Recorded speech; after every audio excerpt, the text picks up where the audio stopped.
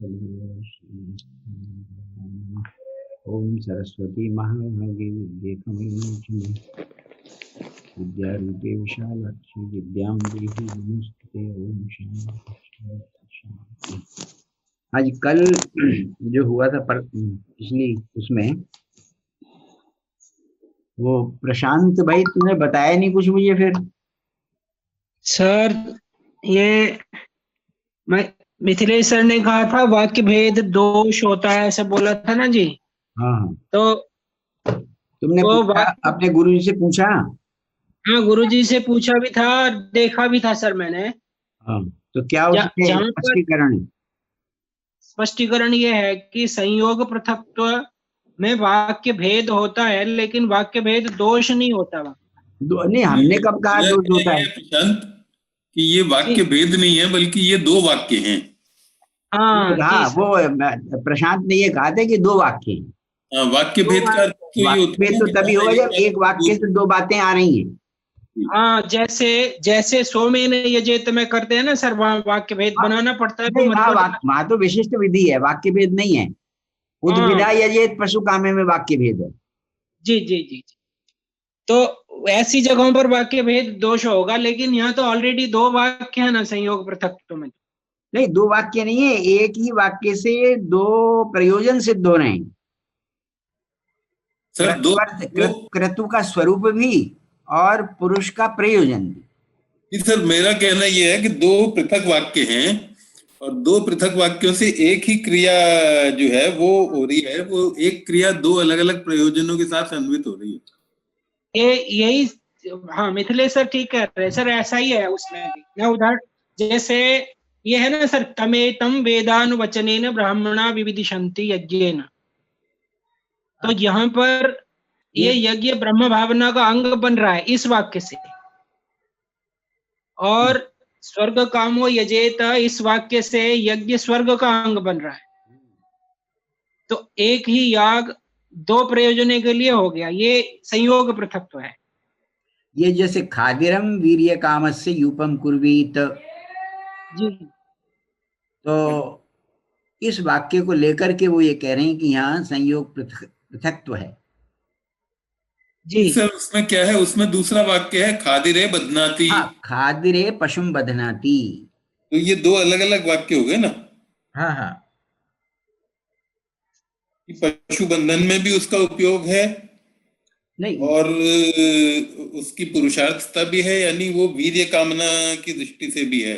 हाँ, वैसे जैसे वो गोदोहन से अलग अलग वाक्यों से एक ही क्रिया जो है वो दो अलग अलग वाक्यों के माध्यम से दो प्रयोजन बतला रही है। हाँ, नहीं, ये दो प्रयोजन यदि बतला रही है ना, तो ये वाक्य भेद, जब दो क्रियाएं जुड़ रही हैं तो वाक्य भेद कैसे हुआ फिर? यानी वाक्य भेद नहीं हुआ सर। तो लेकिन यहाँ तो मीमांसा के ग्रंथों में लिखा है, मैं मीमांसा का विद्वान नहीं हूँ, पर मीमांसा के ग्रंथों में ये लिखा है कि वाक्य भेदेन। सर वाक्य दो हो गए ना सर, यहाँ पर दो वाक्य है ना, खादिरो यूपो भवति। करो ये जो है ना, हाँ, एक तो वाक्य है सर मैं बोलूं? बोल, एक जल्दी बोल सर। एक वाक्य है खादिरो यूपो भवति और दूसरा वाक्य है खादिरम वीर्य कामस्य जुहुयात्। ये दो वाक्य हैं, तो एक ही खादिरत तो दो प्रयोजन के लिए हो गया ना जी। हाँ, दो प्रयोजन के लिए हो गया ना यहाँ। और वो जो खादिर है, जो क्रतु स्वरूप में काम आ रहा है, वो वही पुरुषार्थ भी बता रहा है जी। चलो, ये ठीक है।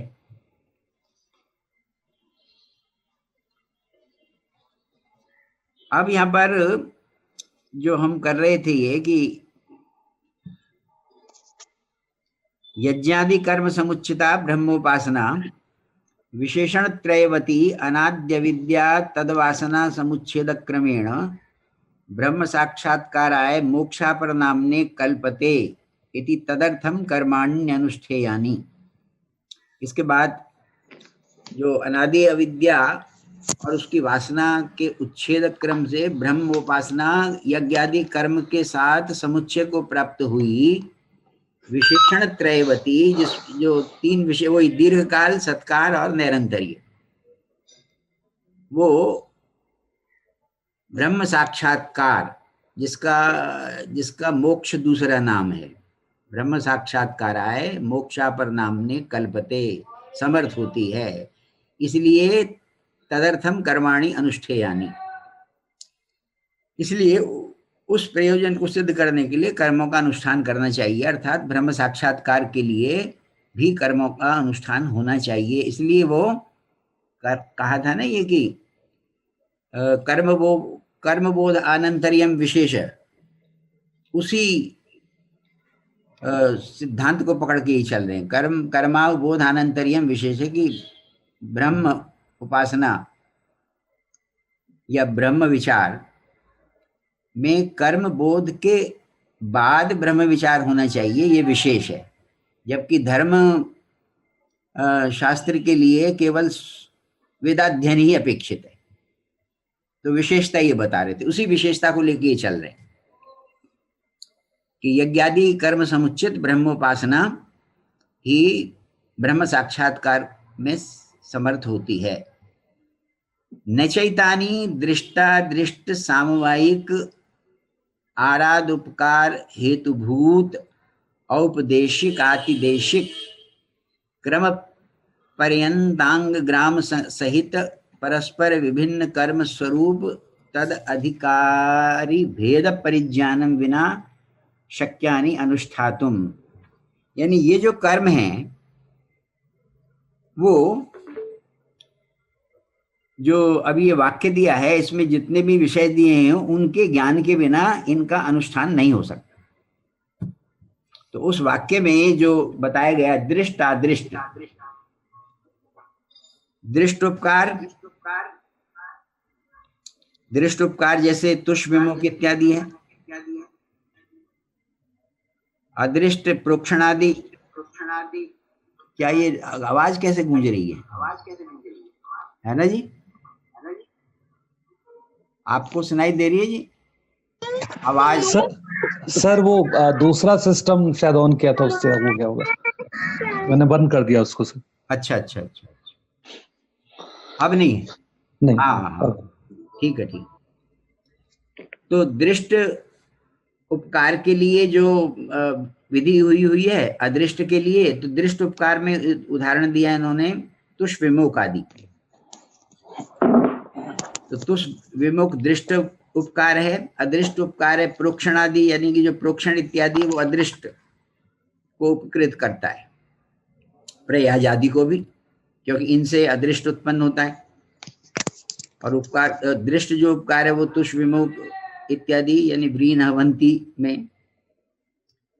सैचासौ यथा योगम सामवायिकः, सैचासौ ये उपकार के लिए आ रहा है, स वह सामवायिक, सामवायिक का मतलब जो क्रतु में सन्निपत्य उपकारक है, जो क्रतु के स्वरूप का उपकार करता है, जैसे व्रीहीन अभवंती। और आराध उपकारक वो होता है जो दूर से उपकार करते हैं, जैसे दूरे फलापूर्व सिद्ध उपकारश्च, जैसे दर्श पूर्ण मास के लिए प्रयाज इत्यादि, ये प्रयाज इत्यादि आराध उपकारक हैं। और जो व्रीहीन अवंती इत्यादि हैं ये क्रतु के स्वरूप के उपकारक हैं। तो ये हो गए आपके सन्निपत्य उपकारक। और फलापूर्व सिद्धि में जो प्रयाज इत्यादि हैं वो आराध उपकारक। आराध माने दोनों होते समीप और दूर, लेकिन यहाँ पर दूर अर्थ अपेक्षित है। तस्य हेतुभूतानि, उसके हेतुभूत जो वाक्य हैं वो औपदेशिकानि, औपदेशिकाति मतलब प्रत्यक्ष विधान करने वाले, जैसे व्रीहीन अभंती इत्यादि है वो प्रत्यक्ष विधान कर रहा है वाक्य। और दूसरे आतिदेशिकानि, प्रकृतिवद विकृति कर्तव्या से, जैसे अतिदेश से जो प्राप्त होते हैं। क्रम पर्यंतानि, क्रम ये सारे मीमांसा के विषय हैं ये, और अलग अलग अध्याय में इनका विवेचन किया हुआ है। तो प्रयुक्ति नाम का चौथा अध्याय है, उसके अंदर क्रम इत्यादि यानी किस क्रम से अंगों को किया जाए, जैसे वेदांत कल तरुण क्रमेण आपी अवच्छिन्नानि अंगानि, इन सब का ग्राम समूह तत्सहित, ग्राम सहित और जो परस्पर विभिन्न कर्म हैं उनके स्वरूप का ज्ञान और उनके कौन कौन तद अधिकारी हैं उनके भेद का परिज्ञान जब तक नहीं होगा तब तक ये कर्मों का अनुष्ठान नहीं हो सकता। न च धर्म मीमांसा परिशीलनम विना तत्परिज्ञानम, धर्म मीमांसा के अध्ययन के बिना उनका ज्ञान हो नहीं सकता। तस्मात् साधुक्तम कर्मावबोधानंतर्यम विशेष इति, क्योंकि कर्मावबोध के कर्मावबोधेन ही कर्मानुष्ठान साहित्यम भवति ब्रह्म उपासनाया, जब तक कर्मों का ज्ञान नहीं होगा तब तक ब्रह्म उपासना से समुचित कैसे होगा कर्मों का अनुष्ठान। तो कर्मों का ज्ञान होने के बाद ही कर्मानुष्ठान का साहित्य माने उसका सहभाग हो सकता है ब्रह्म उपासना के साथ। ये पूर्व पक्ष की बात है, तो उसको निराकरण तदेतन निराकरोति, भाष्यकार ने उसका निराकरण किया है ना कि धर्म जिज्ञासा से पहले ब्रह्म जिज्ञासा हो सकती है।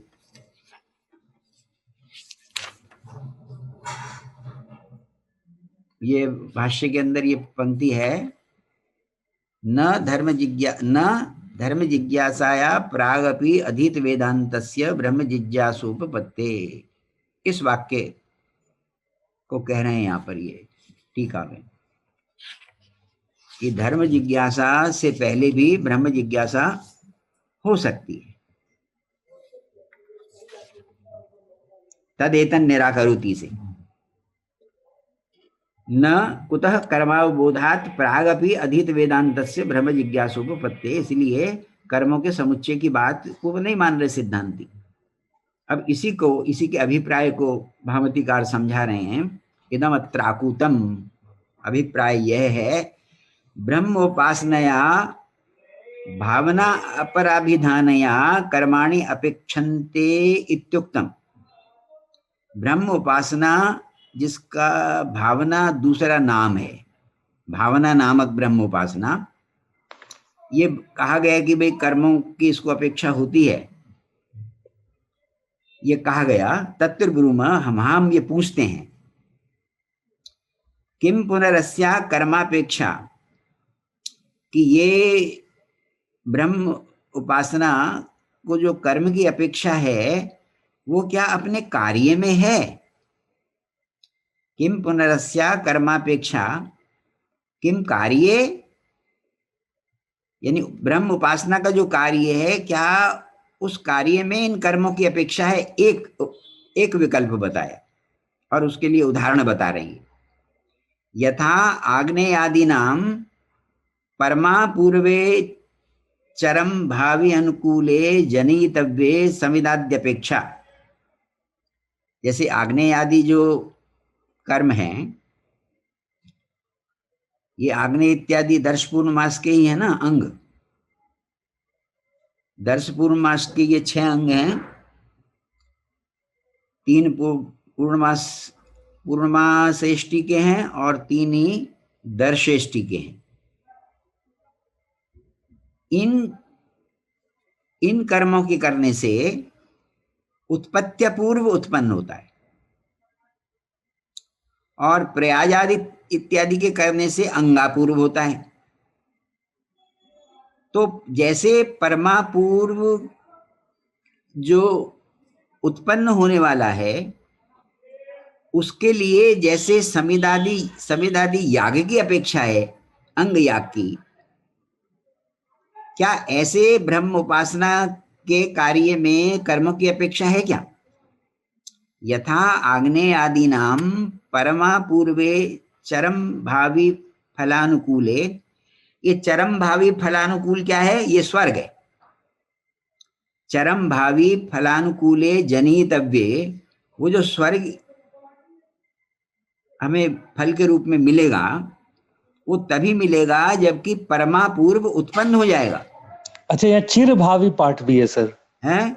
चिर भावी फलानुकूल। हाँ, चिर भावी, ये चिर भावी का मतलब तो ये होता है कि बहुत देर से मिलने वाला। वैसे ज्यादातर पाठ ये यही स्वीकार किया गया है, चरम भावी, जो अंतिम फल वो है स्वर्ग,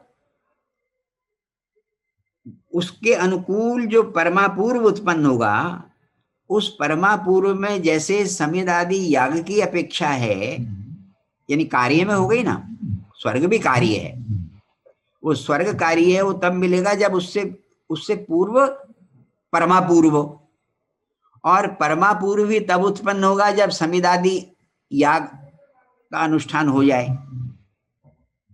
ओके, ठीक है तो सर। जैसे कार्य उस परमापूर्व के उत्पन्न होने में जैसे समिदादि याग की अपेक्षा है, ऐसे ब्रह्मोपासना के कार्य ब्रह्म साक्षात्कार में कर्मों की अपेक्षा है क्या? ये प्रश्न है। यदि साक्षात्कार कार्य है तो कर्मों की अपेक्षा उसी रूप में होगी जैसे समिदादि याग की अपेक्षा है परमापूर्व के उत्पन्न होने में। एक विकल्प हो गया। दूसरा, क्या स्वरूप यानी ब्रह्म उपासना के स्वरूप को सिद्ध करने में कर्मों की अपेक्षा है? उसका भी उदाहरण दे रहे हैं ये कि जैसे क्रतु का स्वरूप निष्पन्न करने के लिए द्विरअवत्त पुरोडाशादि द्रव्याग्नि देवताद्यपेक्षा, ये क्रतु स्वरूप के लिए कि भाई पुरोडाश है ना, उसको दो भागों में बांट करके फिर उसको आहुति दो। ये तो हो गया द्रव्य। द्विरअवत्त, दो भागों में बांटा हुआ पुरोडाश, ये आदि द्रव्य। अग्नि देवता आदि की जैसे अपेक्षा होती है क्रतु के स्वरूप में, क्या उसी प्रकार कर्मों की अपेक्षा ब्रह्म उपासना के स्वरूप को निष्पन्न करने में अपेक्षित है कर्मों की अपेक्षा? तो दो बातें कर दी। क्या ब्रह्म उपासना के कार्य में इनकी अपेक्षा है कर्मों की, या ब्रह्म उपासना के स्वरूप को निष्पन्न करने में कर्मों की अपेक्षा है? उसका ये सिद्धांती खंडन कर रहे हैं। न तावत कार्य, कि कार्य में तो भाई हो नहीं सकती।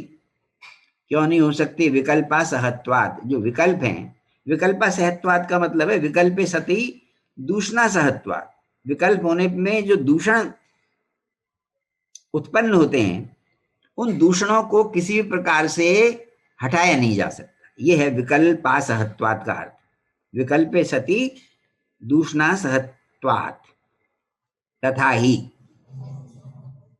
ब्रह्म उपासनाया ब्रह्म स्वरूप साक्षात्कार्य कार्यम अभ्युपेय, यानी ब्रह्म उपासना का ब्रह्म स्वरूप साक्षात्कार कार्य मानना चाहिए। ब्रह्म उपासनाया ब्रह्म स्वरूप साक्षात्कार कार्यम अभ्युपेय सच उत्पाद्यो वा स्यात्, यथा संयवनस्य पिंडः, जैसे संयवन माने जैसे आटे को हम गूंथते हैं ना, और गूंथने के बाद उसका पिंड बना लेते हैं, ऐसे ही जो पुरोडाश इत्यादि बताने के लिए उसको जो गीला किया हुआ आटा है उसका पिंड बनाना ये कार्य है। जैसे संयमन का पिंड बनाना कार्य है, ऐसे ही ब्रह्म उपासना का या ब्रह्म साक्षात्कार कार्य है क्या? एक बात, ये कार्य की बात हुई ना, यथा ये उत्पाद्य कर्म हो गया। सच उत्पाद्यो वा स्यात् यथा संयवनस्य पिंड विकार्यो वा, जैसे अवघातस्य व्रीहय, अवहनन के बाद व्रीहि का स्वरूप बदल जाता है, ये विकार्य हो गया। यथा एक कार्य संस्कार्य भी होता है, जैसे प्रोक्षण से उलूखलादे, प्रोक्षण से उलूखल इत्यादि का संस्कार हो जाता है। प्राप्यो वा यथा दोहन से पय, जैसे दोहन से पय की प्राप्ति होती है। तो चार इन्होंने बता दिए कर्म। उत्पाद्य कर्म हो सकता है, विकार्य कर्म हो सकता है, संस्कारीय कर्म हो सकता है और प्राप्य कर्म हो सकता है। यानी यदि ब्रह्म उपासना का ब्रह्म स्वरूप साक्षात्कार यदि हम कार्य माने तो इन 4 कैटेगरीज में से कोई एक कैटेगरीज होनी चाहिए। अब सिद्धांति इसको कहता है भाई न तावद उत्पाद्य, यह ब्रह्म साक्षात्कार उत्पाद्य नहीं है। न खलु घटादि साक्षात्कार एव जड स्वभावेभ्यो घटादिभ्यो भिन्न इंद्रियाद्याधेयो ब्रह्म साक्षात्कारो भावनादेय। घटादि साक्षात्कार के समान, जैसे घटादि का साक्षात्कार होता है वो जड़ स्वभाव है, घटादि जड़ स्वभावेभ्यो घटादिभ्यो भिन्न भिन्न इंद्रियाद्याधेयो, इंद्रिय इत्यादि से जन्म होता है या इंद्रिय इत्यादि से जन्य। तो घटादि का साक्षात्कार कैसे होगा कि जब हमारा अंतःकरण घटादि का आकार कर लेगा और घटादि का आकार करने के बाद इंद्रियों के माध्यम से, इंद्रियों से ही उसमें घट में जो प्रकटता पैदा हो रही है ना, वो इंद्रिय के द्वारा ही की जा रही है। उसी प्रकार क्या ब्रह्म साक्षात्कार भी भावना के द्वारा उत्पन्न होता है, भावना अधेय। जैसे घट साक्षात्कार इंद्रिय आधेय है, इंद्रिय जन्य है, ऐसे ही ब्रह्म साक्षात्कार क्या भावना जन्य है। तो सिद्धांति ये कह रहा न खलु घटादि साक्षात्कार एव जड़ स्वभावेभ्यो घटादिभ्यो भिन्न, वो भिन्न है, यानी घटादि जो जड़ स्वभाव है उनसे घटादि का साक्षात्कार भिन्न है। ऐसे ही ब्रह्म साक्षात्कार जो भावना से जन्य होगा क्या भिन्न होगा। अब घटादि तो जड़ है और जो ज्ञान है वो तो जड़ नहीं है ना, क्योंकि उसमें जो वृत्ति में प्रतिबिंबित चैतन्य है वही स्फुरण करता है, वही घट का ज्ञान कराता है। तो फर्क हो गया घटादि साक्षात्कार में और भावना से जन्य साक्षात्कार यदि माने तो सिद्धांति तो ये कह रहा है भी ये संभव नहीं है। न खलु घटादि साक्षात्कार एव जड़ स्वभावेभ्यो घटादिभ्यो भिन्न इंद्रियाद्याधेयो ब्रह्म साक्षात्कारो भावनाधेय संभवति। ब्रह्मणो पराधीन प्रकाशतया तत्साक्षात्कारस्य तत्स्वाभाव्येन नित्यतयोत्पाद्यत्वानुपपत्ते। वो कह रहे हैं भाई ब्रह्म तो स्वयं प्रकाश है, अपराधीन प्रकाशतया, ब्रह्मणो अपराधीन प्रकाशतया, क्योंकि घट तो पराधीन प्रकाश है ना। घट में तो जो वृत्ति प्रतिबिंबित चैतन्य है उससे घट में अतिशय उत्पन्न हुआ, परंतु ब्रह्म तो उस प्रकार से ज्ञान का ऑब्जेक्ट नहीं बन सकता ना। इसलिए कह रहे हैं कि ब्रह्मणो अपराधीन प्रकाशतया, ब्रह्म स्वयं प्रकाश है, इसलिए उसका साक्षात्कार भी तत्स्वाभाव्येन, उसी के स्वभाव वाला होगा और वो नित्यतया, और इसलिए वो क्योंकि ब्रह्म का साक्षात्कार ब्रह्म के स्वभाव वाला है। ये देखो ध्यान से देखने वाली बात है। ब्रह्म का साक्षात्कार ब्रह्म के ही नेचर वाला है, ब्रह्म के ही स्वभाव वाला है, और ब्रह्म नित्य है तो साक्षात्कार भी नित्य। ये देखिए, तो यदि वो साक्षात्कार नित्य हो गया तो उत्पाद्य कैसे होगा। उत्पाद्य तो वस्तु अनित्य होती है ना। तो ब्रह्मणो पराधीन प्रकाशतया तत्साक्षात्कारस्य तत्स्वाभाव्येन, तत्स्वाभाव्येन माने ब्रह्म स्वभाव्येन, ब्रह्म का साक्षात्कार ब्रह्म स्वभाव वाला है। एक मतलब थोड़ा इसको और ज्यादा आगे बढ़ा तो कहेंगे कि ब्रह्म का साक्षात्कार ब्रह्म से भिन्न नहीं है। देखो, ब्रह्म का साक्षात्कार भिन्न से नहीं है, ब्रह्म से भिन्न नहीं है, इसलिए नित्यतया। तो ब्रह्म साक्षात्कार नित्य हो गया, फिर ब्रह्म के स्वभाव वाला तो नित्य हो गया, तो उत्पाद्यत्व अनुपत्ति, वो उत्पाद्य नहीं हो सकता, ये सिद्धांति कह रहा है। लेकिन दूसरा व्यक्ति, ये जो पूर्व पक्ष वाला जो बात कर रहा है, वो ये कह रहा है कि भाई उससे भिन्न मान लो आप, कि ब्रह्म का साक्षात्कार ब्रह्म जैसा नहीं होता, उससे भिन्न है। जैसे घड़े का साक्षात्कार घड़े जैसा नहीं है, ऐसे भिन्न मान लो। तो उसके लिए बता रहे हैं कि उसमें प्रॉब्लम। ततो भिन्नस्य वा भावनाधेयस्य साक्षात्कारस्य प्रतिभा प्रत्यवत संशयाक्रांततया प्रामाण्यायोगात्, यदि हम ब्रह्म के साक्षात्कार को ब्रह्म से भिन्न माने, अर्थात ब्रह्म स्वरूप वाला ना माने, और ये माने कि भावना ध्येय का मतलब जो हम मेडिटेशन करते हैं, जो उपासना हम कर रहे हैं, उससे भी एक हमको ज्ञान प्राप्त होता है, एक इंट्यूशन प्राप्त होती है, जो प्रतिभा प्रत्यवत का है ना, प्रातिभ ज्ञान अर्थात इंट्यूशन की बात कर रहे हैं। कि हम जब कभी साधना करते हैं तो कभी कभी हमको इंट्यूशन होने लगती है कि भाई आज हमारे घर में वो आएगा, और वो आ जाता है। तो वो ब्रह्म साक्षात्कार से भिन्न जो उपासना करते वक्त हमारे अंतःकरण में जो शक्तियां प्राप्त हो जाती हैं, या एक विशेष प्रकार की हमको इंट्यूशन होने लगती है, उस ब्रह्म साक्षात्कार से भिन्न भावना से उत्पन्न वैसा प्रातिभ ज्ञान यदि मान लिया जाए तो क्या प्रॉब्लम है?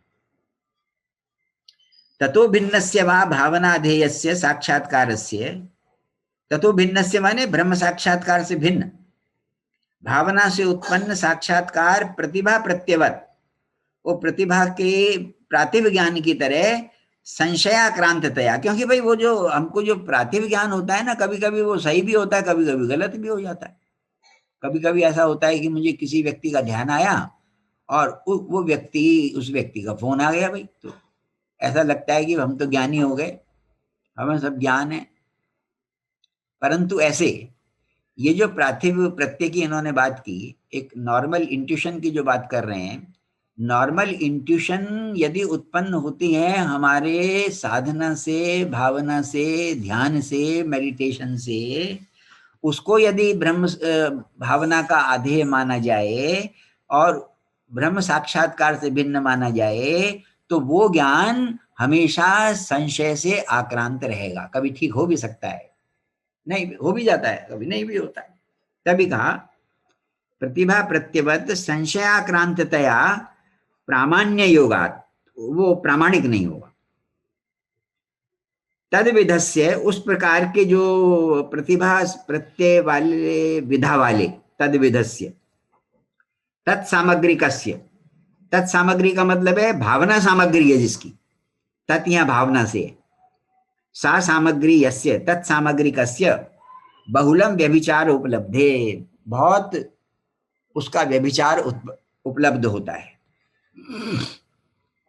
इसलिए जो पूर्व पक्षी कह रहा है कि भाई आप ब्रह्म साक्षात्कार को भावना जन्य मान लो और ब्रह्म साक्षात्कार से भिन्न मान लो, तो उसका ये जवाब दे रहे हैं कि भाई ये तो ठीक है नहीं, क्योंकि ये हमेशा संशय से युक्त रहता है ऐसा ज्ञान। तो और भी आगे बता रहे हैं, उसी को आगे बढ़ा रहे हैं।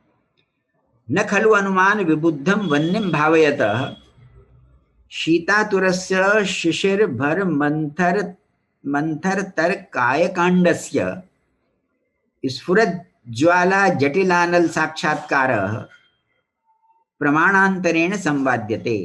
और कभी कभी ऐसा होता है कि एक आदमी बहुत ज्यादा भयंकर ठंड से पीड़ित है, ये कहा ना शिशिर भर, शिशिर भर माने एक्सट्रीम कोल्ड, और उसके कारण उसकी बॉडी जो है एक जड़ हो गई है।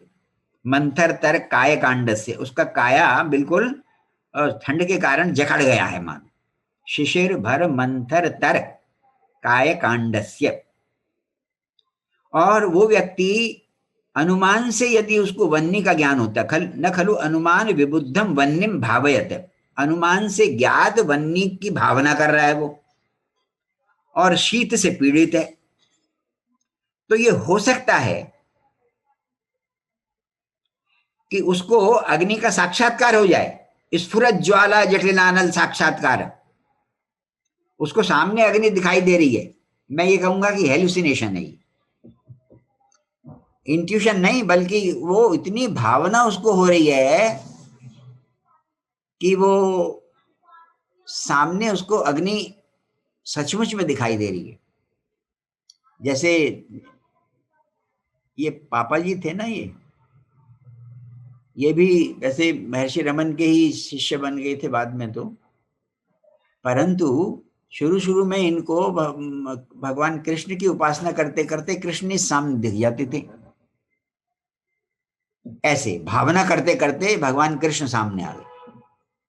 वो तो खैर एक उपासना की दूसरी बात हुई, पर यहाँ पर एक आदमी जो अनुमान से जिसने अग्नि का ज्ञान किया, अग्नि को उसने अनुमान से जाना, और साथ में वो ठंड से बहुत ज्यादा पीड़ित हो रहा है, और जब वो उस अग्नि की भावना कर रहा है, तो उस भावना के फलस्वरूप उसके सामने स्फुरत ज्वाला जटिल, यानी कि बिल्कुल ज्वालाओं से युक्त अनल का साक्षात्कार उसको हो जाता है। क्या ऐसा साक्षात्कार आप मान रहे हो भावना से उत्पन्न? क्योंकि भावना से ये भी हो रहा है। वन्निम भावयतः शीतातुरस्य शिशिरभर मंथर तर कायकांडस्य स्फुरत ज्वाला जटिलानल साक्षात्कार, परंतु ऐसा साक्षात्कार न प्रमाणांतरेण संवाद्यते, प्रमाणांतर से उसको जस्टिफाई नहीं किया जा सकता, प्रमाणांतर से उसको सिद्ध नहीं किया जा सकता, यानी प्रमाणांतर से उसका संवाद नहीं होता। यानी यदि वहां पर उसको अनिल का साक्षात्कार है तो मैं उसके बगल में बैठा तो मुझे भी अग्नि दिखाई देनी चाहिए, पर वैसा नहीं होता। प्रमाणांतरेण यानी रियल में जब प्रत्यक्ष वो प्रमाण को समझेगा, देखेगा, उससे वो संवाद को प्राप्त नहीं होता, अर्थात उससे जस्टिफाई नहीं होता, उसका संवाद नहीं होता। इस प्रकार विसंवादस्य बहुलम उपलम्भात, इस प्रकार का जो विसंवाद है, ऐसी भावना से उत्पन्न जो ज्ञान हो रहा है उसमें बहुत विसंवाद होता है, अर्थात वो प्रामाणिक ज्ञान नहीं। तस्मात् प्रामाणिक साक्षात्कार लक्षण कार्याभावात्, प्रामाणिक साक्षात्कार लक्षण कार्य के अभाव के कारण भावना कार्याभावात् नोप्स उपासनाया उत्पाद्य कर्मापेक्षा, इसलिए उपासना के उत्पाद्य में कर्म की अपेक्षा नहीं है। ब्रह्म के लिए तो पहले ही कह दिया ना उन्होंने, क्योंकि वो नित्य इसलिए नहीं है, और उससे अतिरिक्त यदि हम माने तो ये प्रामाणिक नहीं है। इसलिए यदि ये क्योंकि ये प्रामाणिक नहीं है, इसलिए भावना से उत्पन्न इस प्रकार के उत्पन्न होने वाले कार्य में कर्म की अपेक्षा नहीं है। तो यदि ब्रह्म उपासना का ब्रह्म रूप साक्षात्कार को कार्य माने, उसका खंडन हो गया। क्लियर? सब सो रहे हैं क्या जी? नहीं सर, नहीं सर, बिल्कुल सुन रहे हैं। कई सारे संदेह भी साथ साथ मन में चल रहे हैं ना, चल रहे हैं तो उनको बताओ ना, तभी तो बात ठीक होगी। अच्छा सर, जैसे ये बहुत अच्छा उदाहरण इन्होंने दिया है ना कि यदि भावना का प्रकर्ष होता है ना तो वो चीज ऐसा लगता है कि उपस्थित हो गई हो। हाँ हाँ, लगता है ना, ये कहना चाहते हो, होता नहीं। वही इंट्यूशन। हाँ, लेकिन जैसे ना सर, जैसे हम लोग भोजन करते हैं, यदि सामने खराब खाना कोई किसी ने रख दिया ना, कई बार ऐसा हो जाता है और उसको छोड़ा नहीं जा सकता है, तो हम लोग, मैं जैसे मेरा पर्सनल अनुभव है और ये चीज न्याय से भी कोरोबोरेट होती है, जो मैं उदाहरण में देता हूँ कि उसमें मनपसंद जो व्यंजन है उसकी मैं भावना करता हूँ और बहुत प्रकर्ष से ना वो खाना मुझे बहुत आसानी से अच्छा लगने लगता है, और वो हमारे यहाँ जो है उसको हम कहते हैं कि ये ज्ञान लक्षण सा निकर्ष हो जाता है अध्याय में, और वो सचमुच उस व्यंजन का टेस्ट आने लगता है। ठीक है, तो ये स्पेशल केस हम लोग मानते हैं, मैंने न्याय के सिस्टम में हो जाता है। नहीं, यहाँ पर जो चल रहा है ना, आपका वो कुछ दूसरा सिस्टम ऑन हो रहा है? नहीं सर, दूसरा सिस्टम नहीं ऑन है, बिल्कुल। किसका हो रहा है ये? किसी का ना वो ऑन है, क्या नाम? हाँ भाई, किसका ऑन है?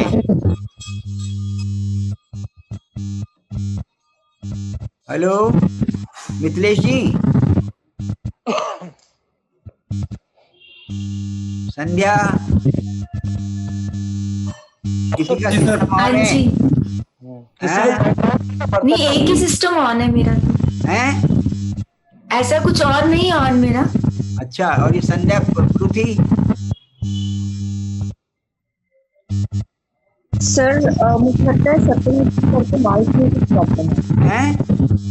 सर सत्यमूर्ति सर के माइक में कुछ प्रॉब्लम लगती है सर, मुझे लगता है। अच्छा, अब आ रही है आवाज? हाँ यार, तो आपके माइक में प्रॉब्लम बता रही हैं ये लोग, सारे यहाँ टेक्नीशियन बैठे हुए हैं। हो सकता है, लेकिन अभी ठीक आ रही है। मैं सर, आप मोबाइल ठीक पे हूँ। है, जी जी। हाँ हाँ ठीक है, लेकिन जो तो आप मैं बात open कर रहे हो ना सत्यमूर्ति, हाँ सर। उसका यहाँ पर संवाद नहीं हो रहा है। अच्छा, वो उसको भ्रम ही माने। हाँ, वो तो अप्रामाणिक ही मानेंगे उसे, वो कभी कभी हो जाता है। मतलब मतलब यूनिफॉर्मली और नेसेसरीली नहीं होता ना। हम लोग ये अक्सर जो है ना, मतलब पढ़ाया जाता है ना कि जो चीज अपने अर्थक्रियाकारित्व जिसमें है वो झूठा कैसे हो सकता है, तो जो अपने असर में असली है उसको भ्रम कैसे माने, ये किसको? प्रश्न था। नहीं, यहाँ पर तो ये कह रहे हैं ना, जैसे अग्नि, इन्होंने अनुमान का उदाहरण दिया, हाँ हाँ हाँ। उसको अग्नि वहां पर साक्षात नजर आ रही है। अब इसको सही मानोगे क्या आप? नहीं सर, लेकिन ये फिर भी जो है ना ठंडक कम लगती है सर, यदि आप सचमुच यार, भावना अच्छे से करें ना तो ठंडक नहीं लगती वैसे। हाँ, तो वो आपका वो जो मणिपूरक चक्र जागृत हो जाता होगा कभी, Maybe। थोड़े समय के लिए। नहीं सर, ये भी है ना कि सत्यमूर्ति जो सब्जी खा रहे हैं वो दूसरा खाए और उसको भी वही टेस्ट लगे, तभी तो प्रामाणिकता होगी ना। ये लोगों,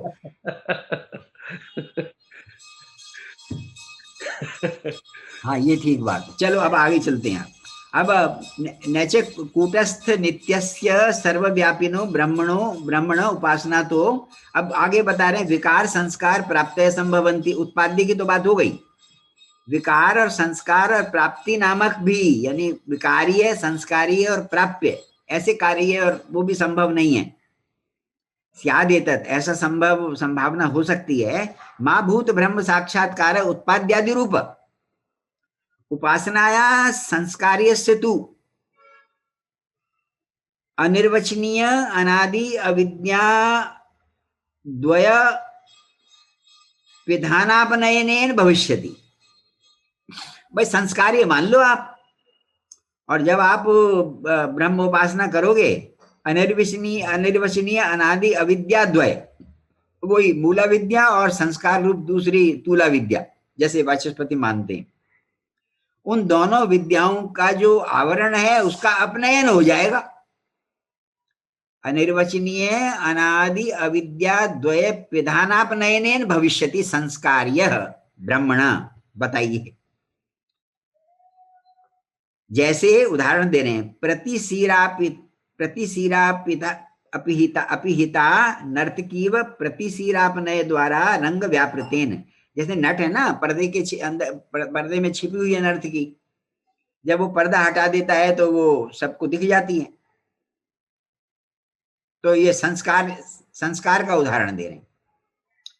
तत्र च कर्म नाम उपयोग है, और संस्कार में कर्मों का उपयोग हो सकता है। एतावांस्तु विशेष है, लेकिन एक थोड़ी सी उसमें डिफरेंस है, वो डिफरेंस बता रहे हैं। प्रतिशीरापनये पारिषदानाम नर्तकी विषय साक्षात्कारो भवति। जब पर्दा हटा लेंगे हम, तो जो परिषद में वहां पर बैठे हुए हैं दर्शक लोग, उनको नर्तकी विषय है जिसका ऐसा साक्षात्कार, ऐसा प्रत्यक्ष होगा, नर्तकी का प्रत्यक्ष होगा। तो वहां पर नर्तकी का प्रत्यक्ष होना, उसे डिफरेंस बता रहे हैं ब्रह्म साक्षात्कार का। यह तो अविद्या विधानापनय मात्रमेव नापरम उत्पाद्यम अस्ति।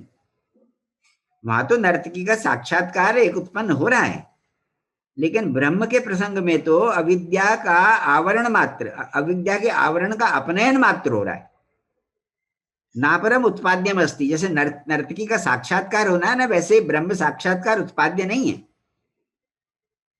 क्यों नहीं है? वो दे रहे हैं हेतु, ब्रह्म साक्षात्कारस्य, पहले जैसा हेतु ही है, ब्रह्म साक्षात्कारस्य ब्रह्म स्वभावस्य नित्यत्वेन अनुत्पाद्यत्वात्। एक बात हो गई। अत्रोच्यते, यहां पर वो और उसी भावना और उपासना क्या चीज है इसको डिस्कस करने लग गई। का पुनर्यम ब्रह्मोपासना। अब हमें ये बता दो ये ब्रह्मोपासना है क्या? किम शाब्द ज्ञान मात्र संतति, जो हमको शब्दों से ज्ञान होता है ब्रह्म के बारे में, उसका एक कॉन्टिन्यूअस अभ्यास ही ब्रह्मोपासना है क्या? शाब्द ज्ञान मात्र संतति, जो हमको शब्दतः ज्ञान हुआ है ब्रह्म विषयक, उसकी संतति मात्र को उपासना कह रहे हैं क्या? और दूसरा आहो या निर्विचिकित्स शब्द ज्ञान संतति, ऐसा ज्ञान जो बिल्कुल संदेह रहित हो, उसका सतत अभ्यास।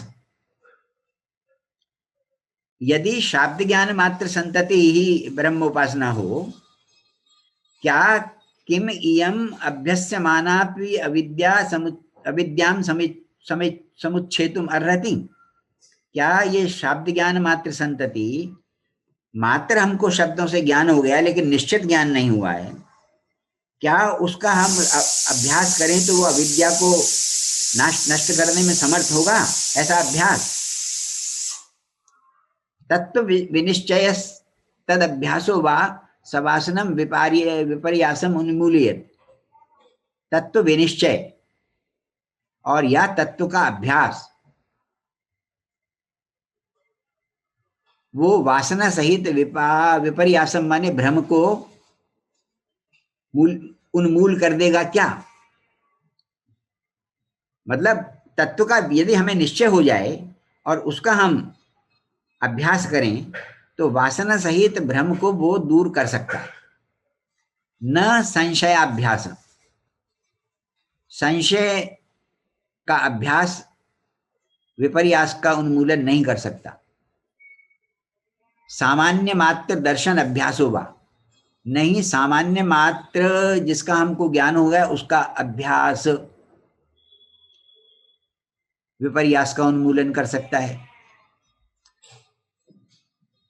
तो इसका मतलब तत्व विनिश्चय तो कर सकता है, परंतु जो केवल हमको आपाततः शब्द का ज्ञान हो रहा है जिसका हमें अभी निश्चय नहीं है, अब जिसके बारे में हमारा जैसे उदाहरण के लिए जो श्रवण से हमको ज्ञान हो रहा है, तो श्रवण से जो हमको ज्ञान हुआ है उसका ही हम यदि अभ्यास करने लगें मनन किए बिना, क्योंकि मनन के लेवल पर हमको प्रमेय संशय से मुक्ति मिलती है।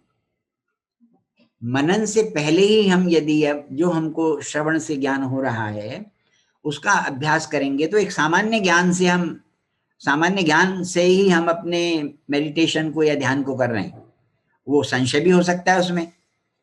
तभी कहा न संशय अभ्यास, क्योंकि अभी संशय दूर नहीं हुआ है तो संशय सहित अभ्यास होगा। वो मनन हमने किया नहीं है तो अभी वो निर्विचिकित्सा ज्ञान नहीं है, संशय रहित ज्ञान नहीं है।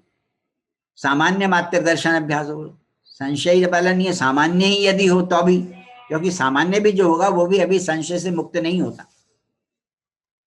उसके लिए दृष्टांत दे रहे हैं, नहीं स्थाणुर्वा पुरुषो वेति वा आरोह परिणाहवत द्रव्यमिति वा शतशोपि ज्ञानम अभ्यस्यमानम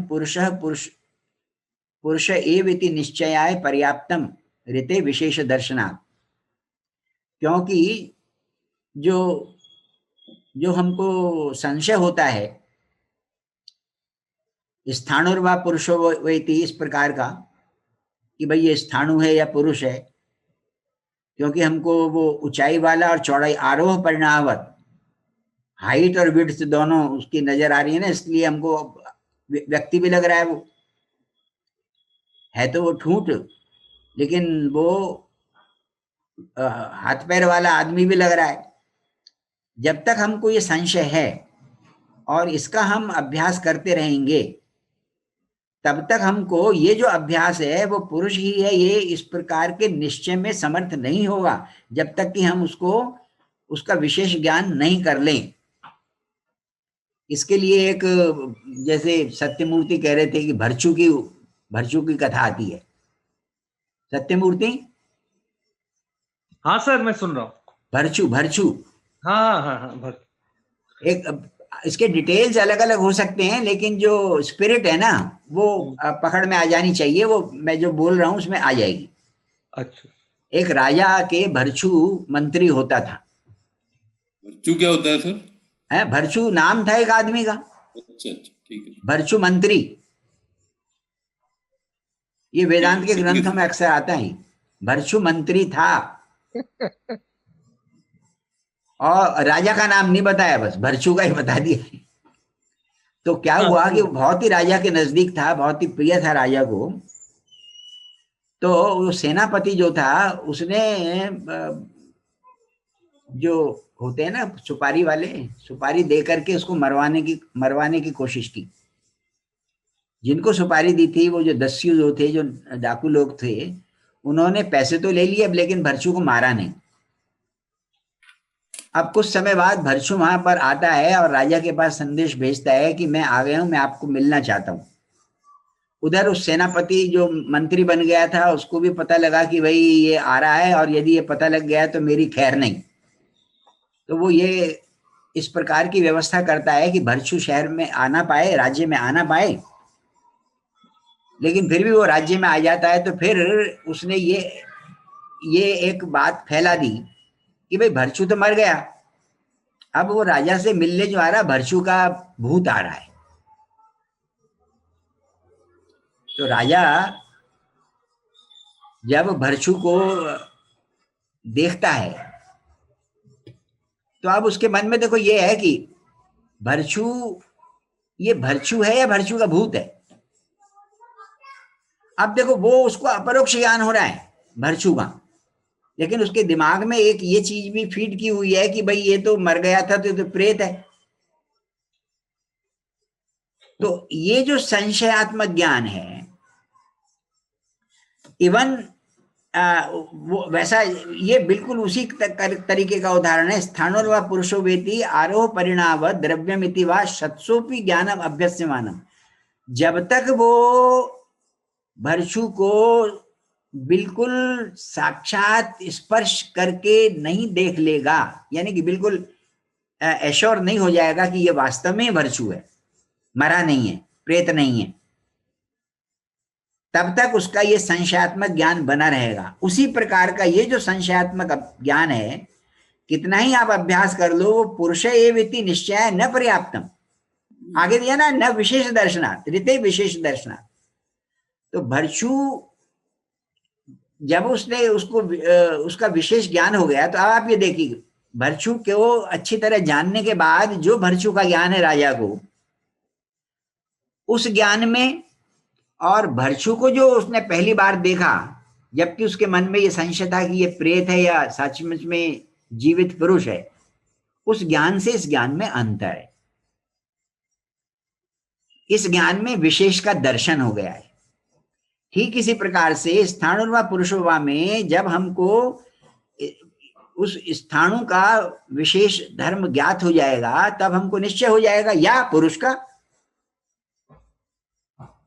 दोनों में से किसी एक का विशेष धर्म यदि हमें ज्ञात हो जाएगा, तब वो ज्ञान प्रामाणिक हो जाएगा। जैसे भरचू का ज्ञान राजा को हुआ, उसको समीप से देख करके उसका स्पर्श इत्यादि करने के बाद।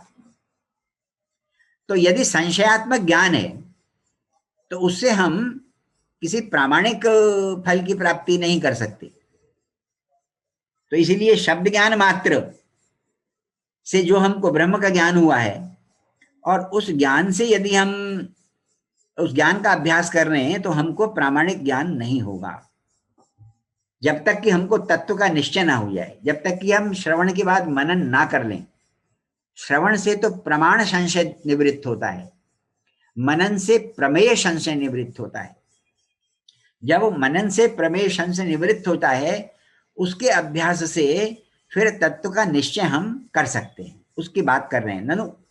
ननुक्तम श्रुतमयेन ज्ञानेन जीवात्मन परमात्म भावम गृहीत्वा युक्तिमयेन च व्यवस्थाप्यते। आ रहा है श्रुतमयेन ज्ञानेन, यानी तत्त्वमसि इत्यादि जो श्रवणजन्य ज्ञान है, श्रुतमयेन ज्ञानेन श्रवणजन्येन ज्ञानेन जीवात्मन परमात्म भावम गृहीत्वा, हम जीवात्मा के परमात्म भाव को ग्रहण करके युक्तिमयेन, युक्तिमय का मतलब युक्ति से फिर उसके संशय इत्यादि को हटा करके, युक्तिमयेन व्यवस्थाप्यते माने उसको निर्विचिकित्सक ज्ञान बना करके, संदेह रहित ज्ञान बना करके, निश्चित यानी कि कन्विक्शन हमारी पूरी तरह से हो जाए उसके बारे में कि हाँ यही है ब्रह्म। कम से कम इंटेलेक्चुअल कॉम्प्रिहेंशन हमारी बिल्कुल पक्की होनी चाहिए। तस्मात् निर्विचिकित्स शाब्द ज्ञान संतति रूप उपासना। अब ये कह रहे हैं ये जो निर्विचिकित्सक शाब्द ज्ञान संतति रूप उपासना है, पूर्व पक्षी कह रहा भी, ये जो निर्विचिकित्सक हमको ज्ञान हुआ और इसी का हम बार बार अभ्यास कर रहे हैं, तब ये उपासना कर्म के साथ अविद्या द्वय का उच्छेद की हेतु है। तस्मात् निर्विचिकित्स शाब्द ज्ञान संतति रूप उपासना कर्म सहकारिणी अविद्या द्वय उच्छेद हेतु, दोनों अविद्याओं को नष्ट करने में समर्थ है, दोनों को नाश की हेतु है। और नैचासौ अनुत्पादित ब्रह्मानुभवा, यदि उस शाब्द ज्ञान संतति रूप उपासना से ब्रह्म का अनुभव उत्पन्न नहीं हुआ है तो नैचासौ उपासना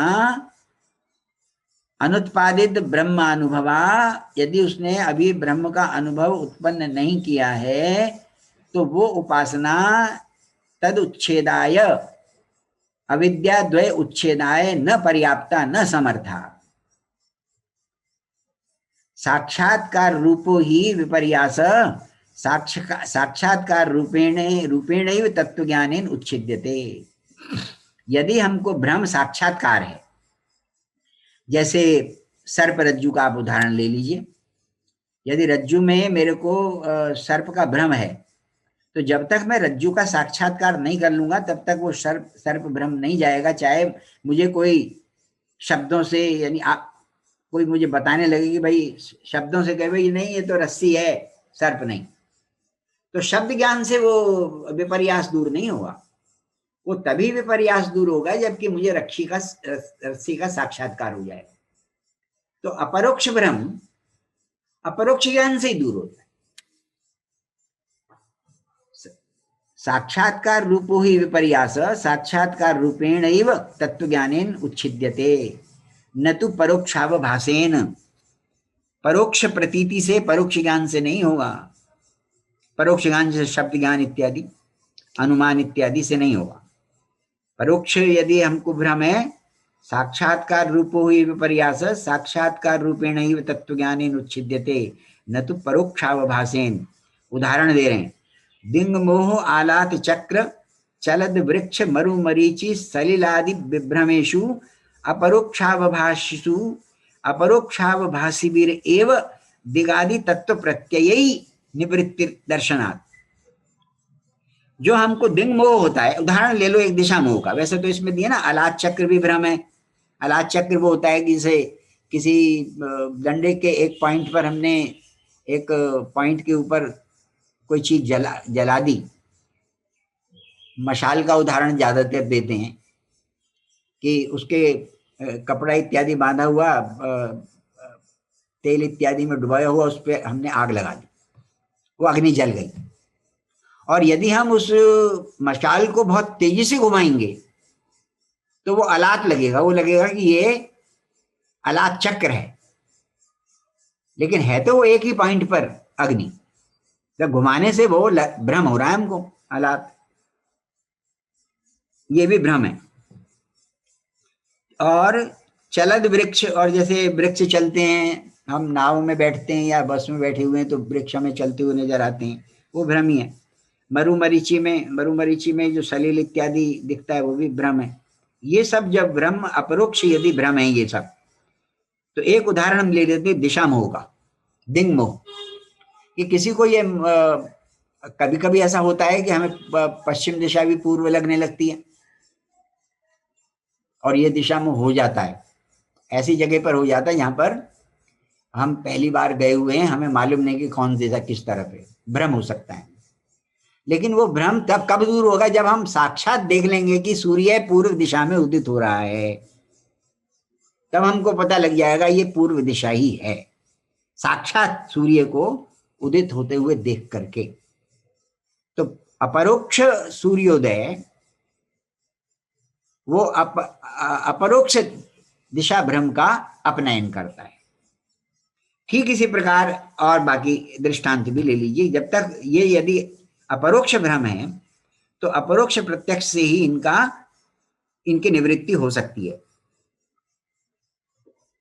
तभी ये कहा अपरोक्षावभासी भी एव दिगादि तत्व प्रत्यय। ऐसे दिगादि तत्व ज्ञान से जो कैसे हो अपरोक्षावभासी, जो अपरोक्ष हैं, हो अपरोक्ष का ही प्रकाश करने वाले हों। अपरोक्षावभासी भी रेव दिगादि तत्व प्रत्यय, दिगादि का जो तात्विक ज्ञान है, जो अपरोक्ष तात्विक ज्ञान है, उससे ही अपरोक्ष भ्रम की निवृत्ति हो सकती है। नो खलु आप्त वचन लिंगादि निश्चित दिगादि तत्वानाम दिंग मोहादो निवर्तन्ते। वो नहीं क्यों, किस किस से हो सकता है? नो खलु, वस्तुतः ये आप्त वचन लिंगादि निश्चित, आप्त वचन से निश्चित, अनुमान इत्यादि से निश्चित दिगादि तत्वों का जो ज्ञान है वो दिंग मोह आदि को दूर नहीं कर सकता। नो खलु आप्त वचन लिंगादि निश्चित दिगादि तत्वानाम दिंग मोहादयो निवर्तन्ते। ये जो मोह है ना, ये जो भ्रम है दिग का इत्यादि का, दिग इत्यादि जो बताया, दिंग अलाद चक्र चलद इत्यादि, ये मोह ये भ्रम दूर नहीं हो सकता जब तक कि हमको प्रत्यक्ष दर्शन ना हो जाए। आप्त वचन से नहीं होगा, अनुमान से नहीं होगा। ये कह रहे ना, नो खलु आप्त वचन लिंगादि निश्चित दिगादि तत्वानाम दिंग मोहादयो निवर्तन्ते तस्मात् त्वं पदार्थस्य तत्पदार्थत्वेन साक्षात्कार एषितव्यः। इसलिए त्वं पदार्थ का तत्पदार्थ के रूप में साक्षात्कार अभीष्ट है।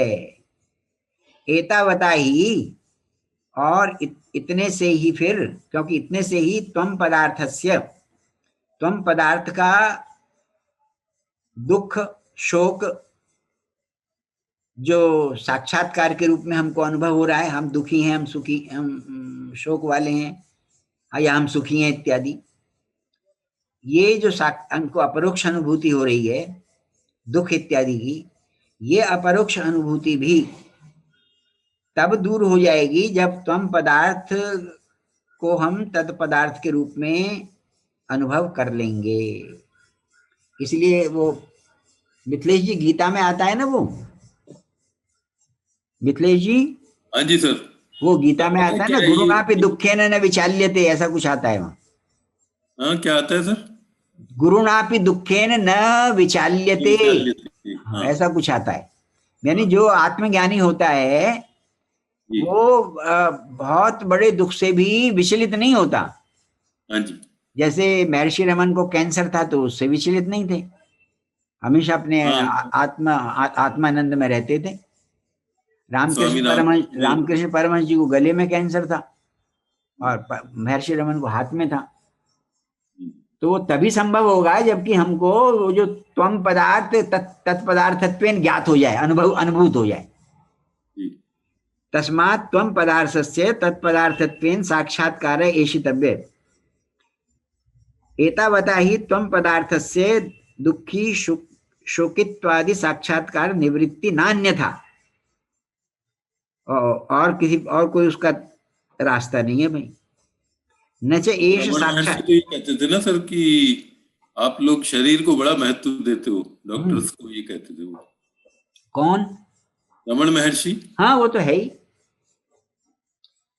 शरीर को ही महत्व देते हैं ज्यादातर। और क्या लगा तो ये रहता है, थोड़ी सी प्रॉब्लम हो जाए तो उसी से परेशान होते हैं। तो वो तब तक नहीं हो सकता ना दूर, जब तक त्वं पदार्थस्य तत्पदार्थत्वेन साक्षात्कार नहीं हो जाता। जी सर। न चेष साक्षात्कारो मीमांसा सहितस्यापि शब्दस्य प्रमाणस्य फलम। तो वो बता रहे हैं ये कि शब्द ज्ञान मात्र से नहीं, वो जो ऊपर पूर्व पक्षी कह रहा है ना कि दो प्रकार के ये साधनाएं हो सकती हैं, शब्द ज्ञान मात्र संतति और निर्विचिक शब्द ज्ञान मात्र संतति। शब्द ज्ञान मात्र संतति से नहीं होता। नैचैष साक्षात्कारो मीमांसा सहितस्यापि शब्दस्य प्रमाणस्य फलम।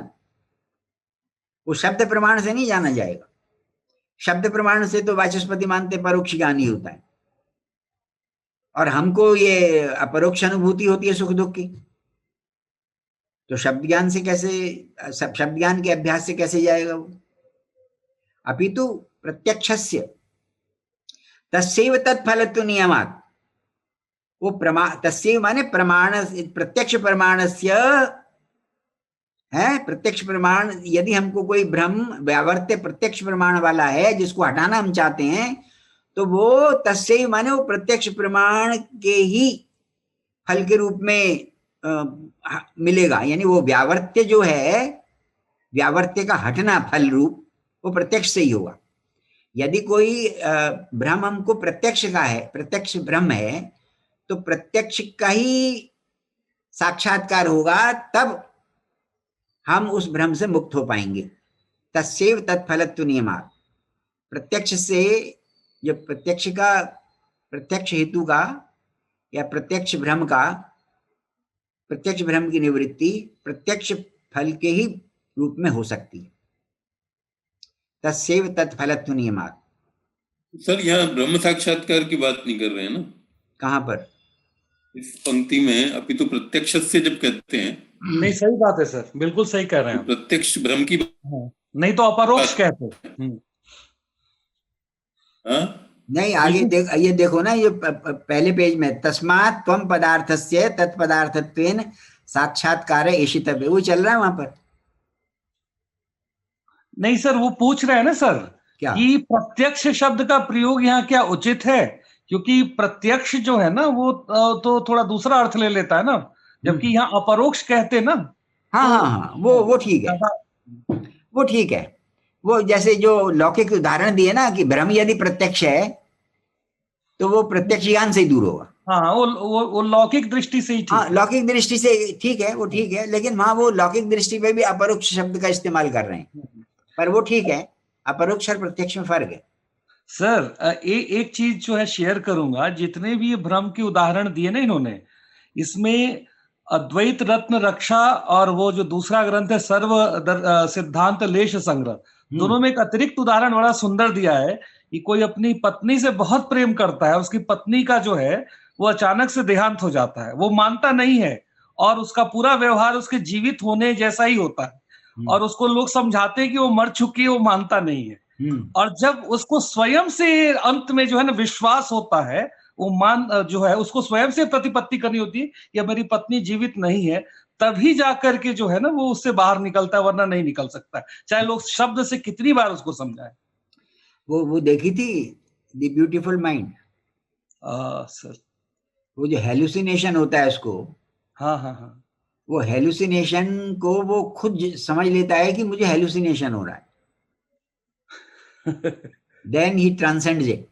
अच्छा, हाँ हाँ, वो बहुत अच्छी फिल्म है द ब्यूटीफुल माइंड। हाँ, कि ये जो जिस व्यक्ति को पत्नी से अत्यधिक प्रेम है और वो उसका एक आइडेंटिफाई कर लिया ना उसने अपने आप को, तो वो हेलुसिनेशन है। बिल्कुल बिल्कुल, हाँ। और वो अपने आप मतलब बहुत ही ऐसा रेयर आदमी होता है कि यदि if I am hallucinating, I can not know that I am hallucinating. तो ये तो है ही है। वो यानी प्रत्यक्ष भ्रम प्रत्यक्ष ज्ञान से दूर होगा, ये मतलब हुआ। एक तो सामान्य लौकिक उदाहरण से, अदरवाइज कुटज बीजाट वटांकुरोत्पत्ति प्रसंगात पहले भी आया हुआ है, नहीं तो कुटज बीज से वटांकुर की उत्पत्ति का प्रसंग आ जाएगा। अभी हमने देखा नहीं है कि कुटज बीज से वाकई वटांकुर उत्पन्न होता है या नहीं, ये इसने इन्होंने 2 बार उदाहरण दे दिया। तस्मात, अब आप वो आ रहे हैं उस बात पर, तस्मात निर्विचिकित्स वाक्यार्थ भावना परिपाक सहितम अंतकरणम। अब अपना वो प्रक्रिया बता रहे हैं कि कैसे भैया ब्रह्म ज्ञान होता है, अंतकरण से होता है। और ये जो रामनाथ जी भी कह रहे थे कि भाई, शंकराचार्य जी ने भी कहा है कि भाई वो मन करण है, और मैंने ये देखा इसमें यहाँ पर दिया हुआ है कहीं, गीता भाष्य में है सर, गीता भाष्य में है ना, यहाँ पर दिया भी, यहाँ पर भी दे रखा है, उसको कोट कर रखा है इन्होंने। मैं एक अनुरोध करूंगा रामनाथ सर से भी ना कि ये इसको ग्रुप में थोड़ा शेयर कर देते ना, ये बहुत जरूरी इंफॉर्मेशन है, क्योंकि अब तक हम लोग ये मानते आए थे ना कि शंकराचार्य स्पष्ट नहीं कहते, इसीलिए दोनों प्रस्थानों में भेद है। यदि शंकर कहीं स्पष्ट रूप से कह रहे हैं ना, तो फिर ये तो बहुत जरूरी सूचना है। ये करनी चाहिए शेयर। शास्त्राचार्य समदमादि संस्कृतम मन एव आत्मदर्शने करणम। हाँ। अच्छा, किस श्लोक पे है ये मैं आपको रेफरेंस दे दूंगा। हाँ भाई, यही तो बताना है ना, जी। यही तो हमको शेयर करना है ना। कर देंगे सर। हाँ, ये शेयर करना चाहिए ताकि सबको फायदा हो जाए जी। और ये इम्पोर्टेंट इंफॉर्मेशन है ये। जी। हाँ, अच्छी इंफॉर्मेशन। मैंने सर अपने थीसिस में इसका काफी एनालिसिस किया था जब वो लिख रहा था। हाँ, अच्छी बात है। आपसे भी पूछा था सर कई बार इसके बारे में। अच्छा। हाँ, मेरे दिमाग में कई चीजें ना वैसी अटकी रहती हैं ना, तो वो गलत भी होती हैं कई बार।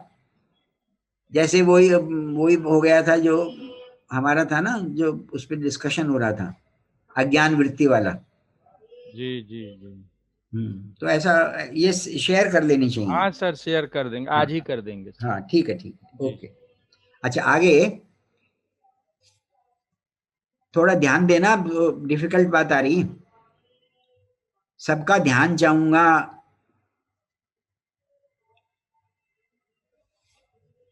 तस्मात् निर्विचिकित्स वाक्यार्थ भावना परिपाक सहितम अंतकरण। निर्विचिकित्सक वाक्यार्थ की भावना करते करते सहितम अंतकरणम,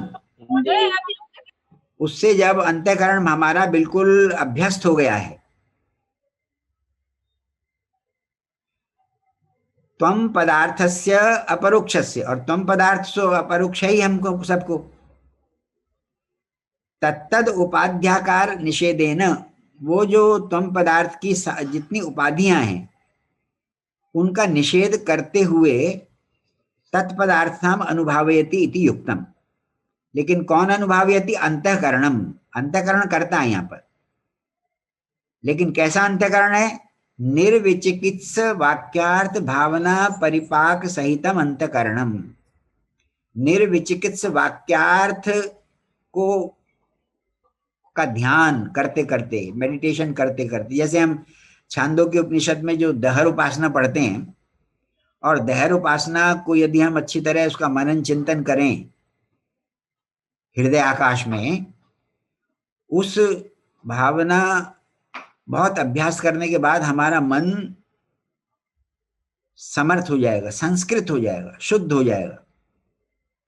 तब फिर वो जो हम अपने आप का जो हमको अपरोक्ष ज्ञान है, अपरोक्ष ज्ञान जो त्वम पदार्थ का है हमको अपना, जो उपाधियां हैं, उपाधि का मतलब ये सारा शरीर, मन, बुद्धि, इमोशंस वगैरह, सारी उपाधियों को दूर करते हुए तत्पदार्थताम अनुभावयति, उस पदार्थ का वो अनुभव कराता है। कहीं कहीं पर आविर्भावयति भी दिया हुआ है यहाँ पर, अनुभावयति की जगह। इति युक्तम नैच अयम अनुभवो ब्रह्म स्वभावो, और ये अनुभव ब्रह्म स्वभाव नहीं है, ये न जन्येत, जिससे कि हम ये कहें कि उत्पन्न नहीं होगा। अपितु अंतःकरण से वृत्ति भेदो ब्रह्म विषय। ये अंतःकरण का वृत्ति भेद है और ऐसी वृत्ति जिसका ब्रह्म विषय है। नच एतावता।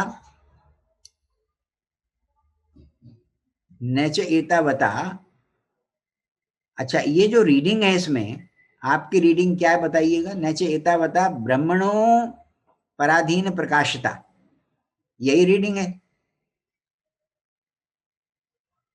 ब्रह्मणोपि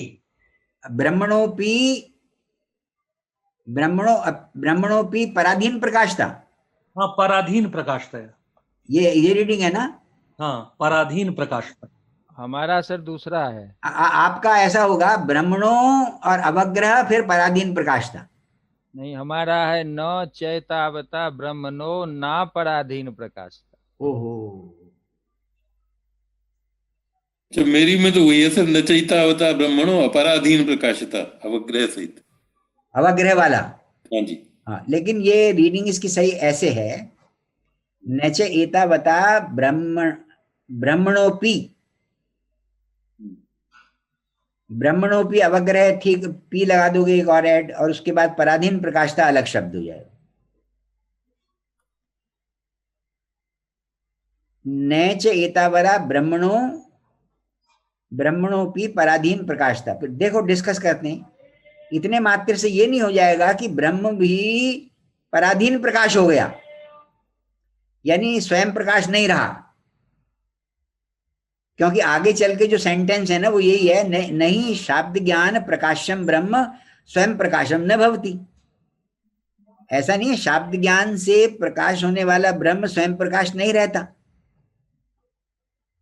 ऐसे ही अंतःकरण के वृत्ति भेद जो ब्रह्म को विषय बनाने वाला वृत्ति विशेष है, उतने मात्र से ब्रह्म पराधीन प्रकाश हो जाएगा, ऐसा नहीं है।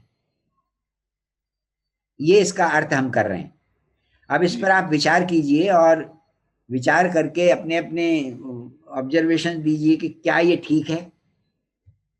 नच एतावता, मैं इसी रीडिंग को लेकर चल रहा हूं, नच एतावता ब्रह्मणोपि पराधीन प्रकाशता, क्योंकि अगला सेंटेंस, नहीं शाब्द ज्ञान प्रकाशम ब्रह्म स्वयं प्रकाशम न भवति, सर्वोपाधि रहितम ही स्वयं ज्योतिरिति गीयते। इस पे विचार करना अपेक्षित है।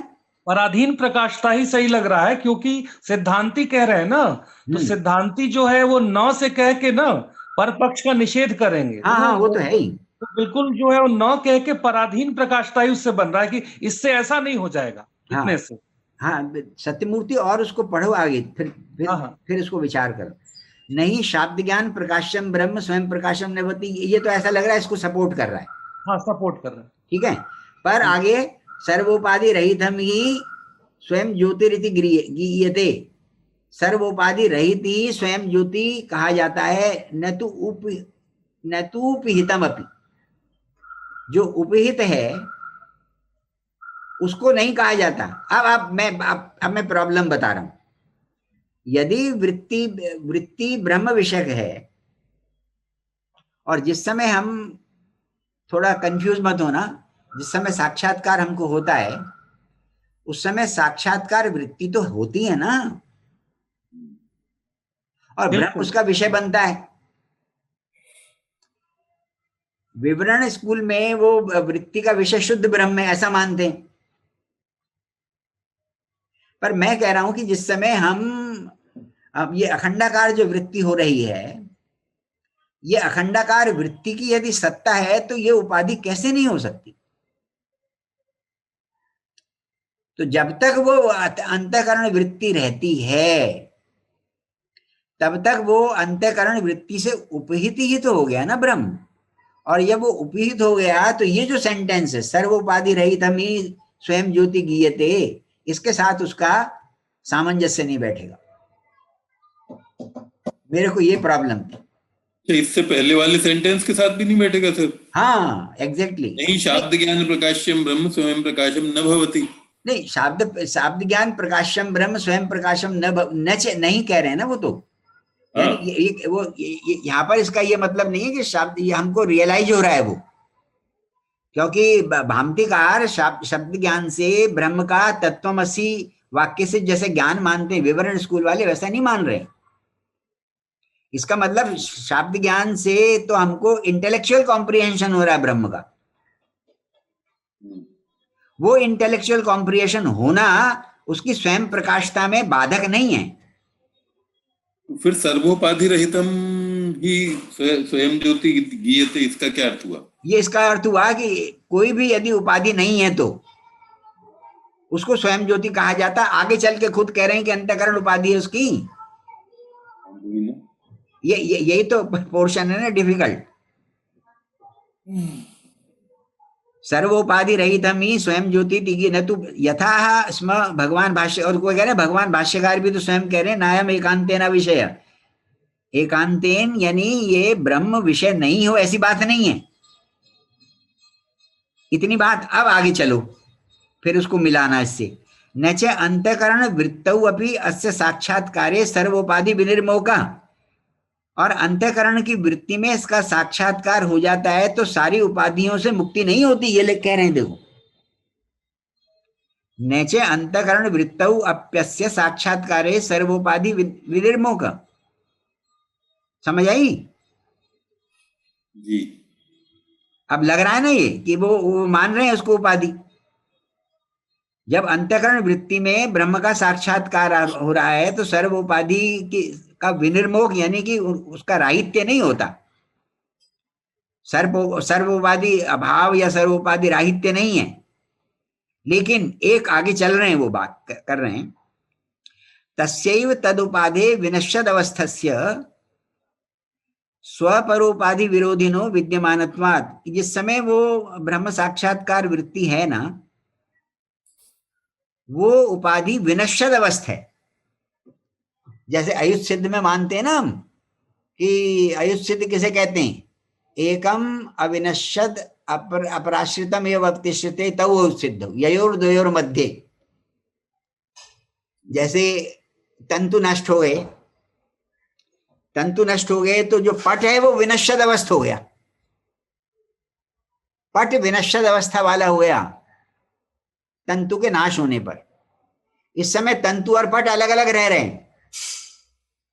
इसलिए जैसे अयुत सिद्धों में कहा, वो यही सोच, यहां पर ये कह रहे हैं कि जिस समय ब्रह्म साक्षात्कार हो रहा है उस समय जो ब्रह्म साक्षात्कार रूप वृत्ति है वो वृत्ति विनश्यद अवस्था है। The next moment it will terminate. ब्रह्म साक्षात्कार होते समय ब्रह्म साक्षात्कार वृत्ति विनश्यद अवस्था है। विनश्यद अवस्था वैसे ही है जैसे अयुत सिद्ध में मैं कह रहा हूं जब तंतु नाश हो गए तो पट विनश्यद अवस्था है। सर आप कहीं ये तो नहीं कहना चाहते कि अखंड वृत्ति एक ही क्षण के लिए होती है? नहीं, मैं ऐसा नहीं कह रहा हूं। अच्छा,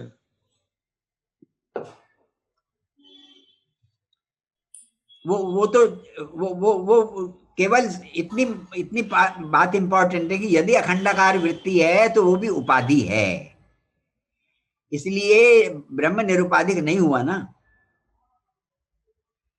तो अब हम यही कहेंगे ना कि नायम एकांतेन विषय, जो ये कह रहे हैं शंकर कि भाई किसी ना किसी रूप में वो उपाधि सहित ही सही ब्रह्म विषय बनता है। और खुद ये भी ऐसा मान रहे हैं। अब वो अद्वैत सिद्धिकार जो कहते हैं वो फिर बताने वाला था ना मैं। अब तो पहले ये देख लो वाचस्पति का, फिर मधुसूदन सरस्वती डिस्कस करेंगे।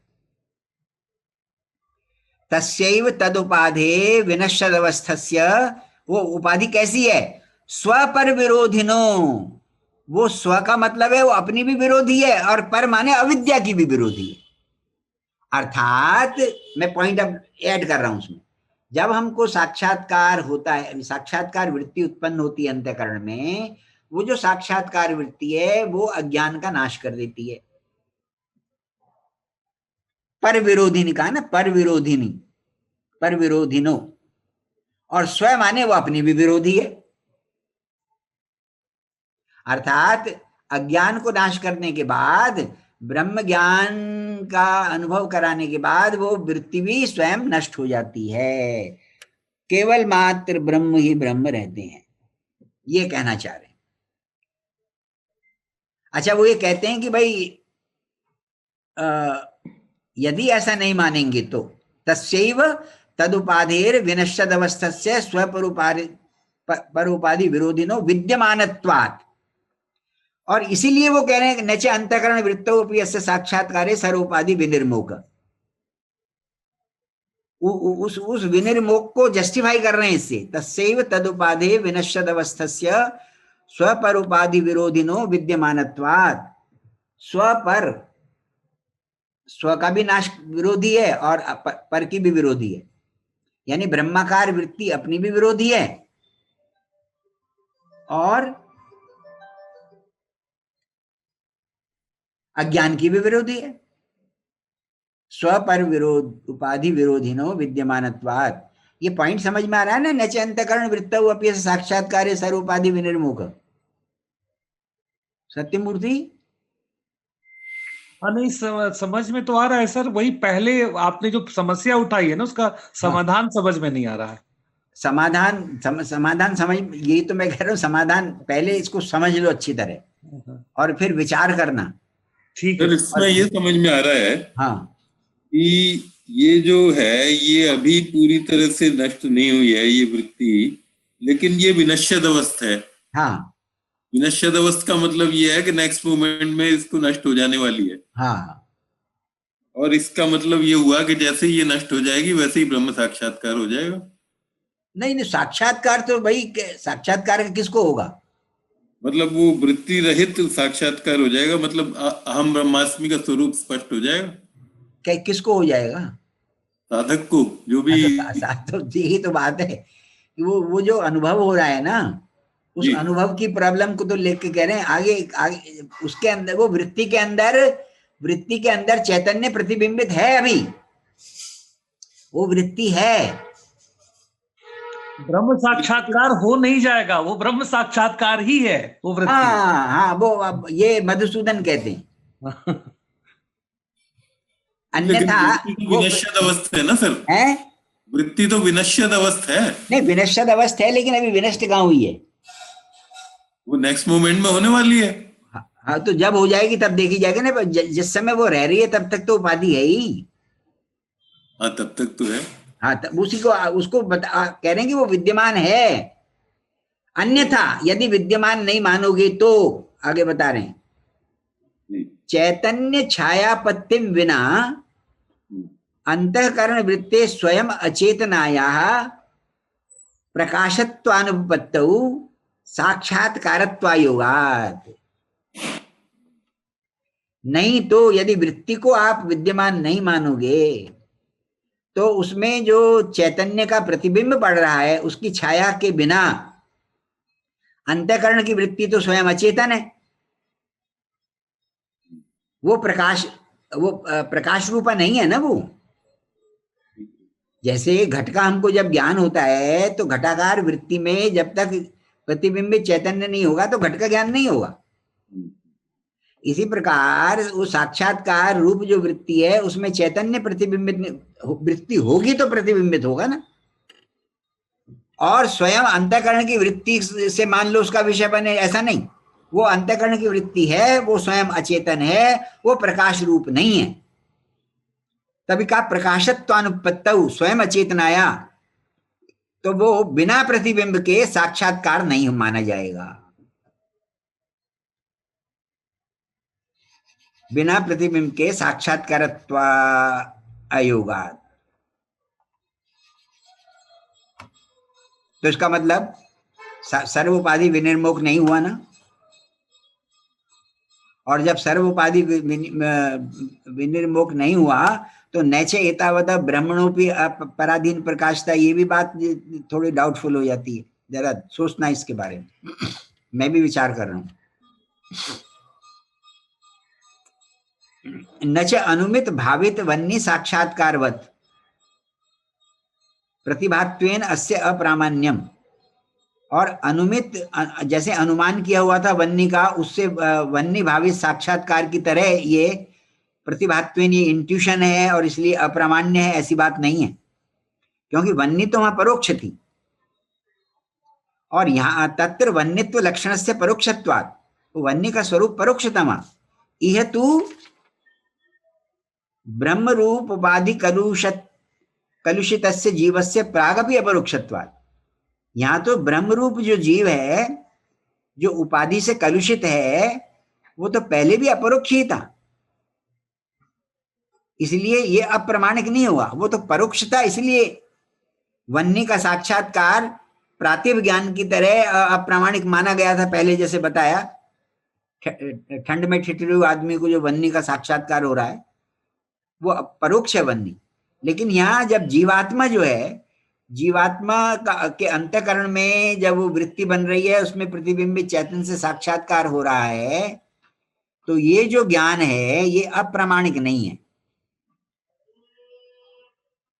बस यही हम अब कह सकते हैं कि भाई जैसे ही वो प्रतिबिंबित चैतन्य, अंतःकरण वृत्ति में जो प्रतिबिंबित चैतन्य है वो प्रकाश कर देता है, तो वो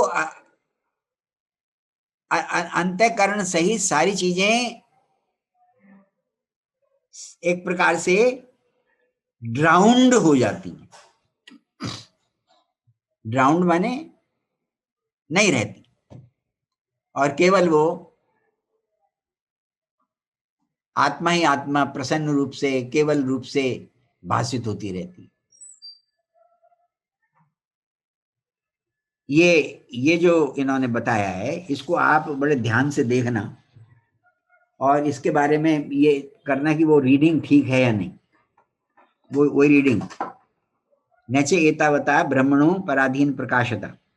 वैसे तो लगता यही है कि ये रीडिंग ऐसे ही मान ली जाए, नचे एतावता ब्रह्मणोपि पराधीन प्रकाशता, परंतु यहाँ पर जो वो कहते हैं कि सर्वोपाधि विनिर्मुख नहीं होगा, उसके लिए ये इसको ये एक्सप्लेन करते हैं मधुसूदन ये कहते हैं कि जो चरम वृत्ति है ना, उसको आप उपाधि मत मानो। मिथिलेश जी चरम वृत्ति, हाँ चरम वृत्ति ये क्या है, ये अनम्यूट करने में ना थोड़ा टाइम लगता है, म्यूट करके रखते हैं ना। अच्छा। अरे तो वो ये कह रहे हैं कि भाई आप ये जो चरम वृत्ति है, इसको उपाधि न मान करके उपलक्षण मानो, और जो उपलक्षण होता है ना, वो जिसको वो उपलक्षित करता है उसका वो अवयव नहीं बनता, उसके साथ उसका अन्वय नहीं रहता। जैसे काकोपलक्षित गृह देवदत्त का, तो वो उपलक्षित जैसे मानो उसका हिस्सा ही नहीं बनता।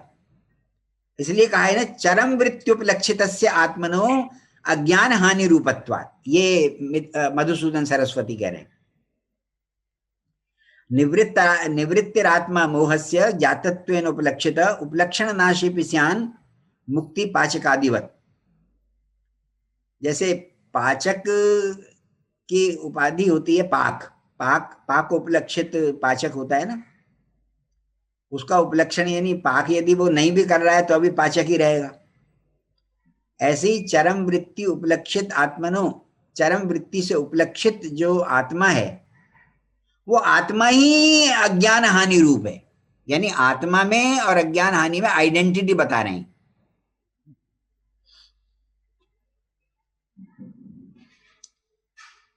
और तो शुद्ध ब्रह्म के करीब ले गए वो। हाँ बिल्कुल, शुद्ध ब्रह्म के करीब ले जा रहे हैं। अच्छा। नहीं, ऐसा नहीं है सर कि मधुसूदन सरस्वती तो स्वयं भक्त थे, तो वो अपनी भक्ति को इसके थ्रू जस्टिफाई कर रहे हैं, ऐसा नहीं लग रहा है। नहीं, ऐसा तो नहीं लग रहा। कोई भी कंडीशनिंग फैक्टर जो है वो जब तक एग्जिस्ट करेगा तो देखो, जो जैसे जिस समय साक्षात्कार वृत्ति होती है, तो साक्षात्कार वृत्ति का पहला फंक्शन है अविद्या की निवृत्ति। तो वो मधुसूदन सरस्वती ये कह रहे हैं, उनका मत देख लो, बाकी आप खुद विद्वान हो, अपना मत फिर बनाना। अब वो क्या कह रहे हैं, अविद्या निवृत्तेर वृत्ति रूपतया। अविद्या निवृत्ति ही साक्षात्कार वृत्ति है। यानी जो निवर्तक और निवर्त्य में अभेद कर दिया उन्होंने। अविद्या निवृत्तेर वृत्ति रूपतया न निवर्तक खंडनावकाश है। तो निवर्तक के का प्रश्न जो कर रहे हो कि अज्ञान की निवृत्ति कौन कर रहा है, हम कहेंगे अज्ञान की निवृत्ति साक्षात्कार वृत्ति कर रही है। वो कहते हैं ये जो प्रश्न आप कर रहे हो इसकी तो जरूरत ही नहीं है, क्योंकि वस्तुतः अविद्या निवृत्ति ही साक्षात्कार वृत्ति है। अब वो एक है कि जैसे अंधकार की निवृत्ति और प्रकाश में कोई भेद नहीं है। अब बताइए, क्या पहले अंधकार की निवृत्ति होती है फिर प्रकाश आता है, या अंधकार की निवृत्ति और प्रकाश का उदय साइमल्टेनियस होता है? सोचो जरा। जैसे अंधकार की निवृत्ति प्रकाश रूपा है, ठीक उसी प्रकार से साक्षात्कार वृत्ति और अविद्या निवृत्ति में कोई फर्क नहीं है। वस्तुतस्तु ये कह रहे हैं वो, वस्तुतस्तु अविद्या निवृत्ते, ये फाइनल उनका कंक्लूजन है मधुसूदन का जो बता रहा हूं। अविद्या निवृत्तेर वृत्ति रूपतया न निवर्तक खंडनावकाश, निवर्तक के खंडन की कोई जरूरत ही नहीं है। और जो मिथिलेश जी जो वृत्ति है ना, जो नेक्स्ट मोमेंट पे खुद भी वो खत जा रही है जी सर, वो विद्या निवृत्ते आत्मरूपतया, आगे वो कह रहे हैं विद्या निवृत्ति वृत्ति निवृत्ति सॉरी वृत्ति निवृत्तेर आत्मरूपतया। तो कोई ये माने कि जो साक्षात्कार वृत्ति है उसका निवर्तक कौन होगा? दो निवर्तकों की बात का को कह रहे हैं कि जब साक्षात्कार वृत्ति उत्पन्न हो रही है तब साक्षात्कार वृत्ति अज्ञान की निवर्तिका है या तद्रूप है। तो मधुसूदन सरस्वती कहते हैं कि साक्षात वृत्ति निवर्तिका नहीं है, बल्कि साक्षात वृत्ति अविद्या निवृत्ति एक ही चीज है। जैसे अंधकार की निवृत्ति और प्रकाश एक ही चीज है। फिर आज बात यह है कि जो साक्षात्कार वृत्ति रह रही है उसका निवर्तक कौन होगा? वो कहता है वो भी जो वृत्ति निवृत्ति है ना वो अपने आप ही जा रही है, वो वृत्ति निवृत्ति आत्मरूप है। वृत्ति निवृत्तेर आत्मरूपतया न तज्जनक खंडनावकाशोपि सर्वम अवदातम। ये सब ठीक ठाक है, ऐसा ही। वो तो इन्होंने एक पंक्ति लिख दी अंत में, वस्तुतस्तु अविद्या निवृत्तेर वृत्ति रूपतया निवर्तक न निवर्तक खंडनावकाश वृत्ति निवृत्तेर आत्मरूपतया। इसका मतलब है वृत्ति का निवर्तक नहीं मानने की जरूरत है। वृत्ति निवृत्ति अपने आप हो रही है, वो आत्मरूपी है। न तज्जनक खंडनावकाशोपि सर्वम अवदातम इत अद्वैत सिद्धौ अविद्या निवर्तक निरूपणम। ये अद्वैत सिद्धि का है। और अविद्या सिद्ध ये जो मधुसूदन सरस्वती बड़े अच्छे आराम से समझा रहे हैं इसको। इसके लगभग 3-4 पेज हैं, 1 2 3 4 5। इन 4-5 पेजों में उन्होंने इसी को डिस्कस किया है। अंतिम जो अनुभव है ना साक्षात्कार का, उसका वो आप देख लेना, 4th खंड में है ये। और ये जो अंतिम सेंटेंस है उनका, इसको मैं शेयर भी कर दूंगा। ठीक है सर। ठीक है जी, आगे चलें। नहीं शुद्ध बुद्धत्वादयो वस्तुतस्ततो अतिरिच्यन्ते। और जो शुद्धत्व बुद्धत्व इत्यादि उसके जैसे कल्पित धर्म मान लेते हैं ना, वो भी उससे अतिरिक्त नहीं है, तदरूपी है। जीव एव तु तत्तद उपाधि रहित, जीव ही उपाधि से रहित होकर के शुद्ध बुद्धादि स्वभाव ब्रह्मेति गीयते। शुद्ध बुद्धादि स्वभाव वाला ब्रह्म ही माना जाता है। और यदि कोई ये कहे कि वो उपाधि का अभाव हो गया, तो भाई जैसे ब्रह्म है और या जीव है, जीव की उपाधि का अभाव, क्या वो अलग है क्या? वो कहते हैं ना, न च तत्तद उपाधि विरहोपि ततो अतिरिच्यते। और वो जो उपाधि है, उपाधियों का अभाव है, वो उपाधि भी उस जीव से भिन्न नहीं है, वो जीव के स्वरूप ही है। उपाधि अभाव और जीव एक ही बात। यानी वही हो गया ना कि अज्ञान की निवृत्ति और ब्रह्म एक ही बात है। अज्ञानाभाव वो ब्रह्म रूप ही है। तस्मात् कैसे वो उसको अनुभव होता है, अब ये सत्य मूर्ति का विषय आ गया। तस्माद यथा गांधर्व शास्त्रार्थ ज्ञानाभ्यासाहित संस्कार सचिव श्रोत्रेन्द्रियेण षड्जादि स्वरग्राम मूर्छना भेदम अध्यक्षम अनुभवति एवं वेदांतार्थ ज्ञानाभ्यास आहित संस्कारो जीव स्वस्य ब्रह्म भावम अंतःकरणे नेति। अंतःकरण पे बल है इनका। जैसे गांधर्व शास्त्र के अर्थ का ज्ञान करने के बाद जब अभ्यास करता है आदमी, गांधर्व शास्त्रार्थ ज्ञानाभ्यास आहित संस्कार, और अभ्यास किसका करता है? षड्जादि स्वरग्राम, वो सारे गामा पाधानी सा का जो अभ्यास करता है, साथ में स्वरग्राम समूह और मूर्छना। मूर्छना का मतलब उसका, मूर्छना का क्या अर्थ है? सत्य मूर्ति।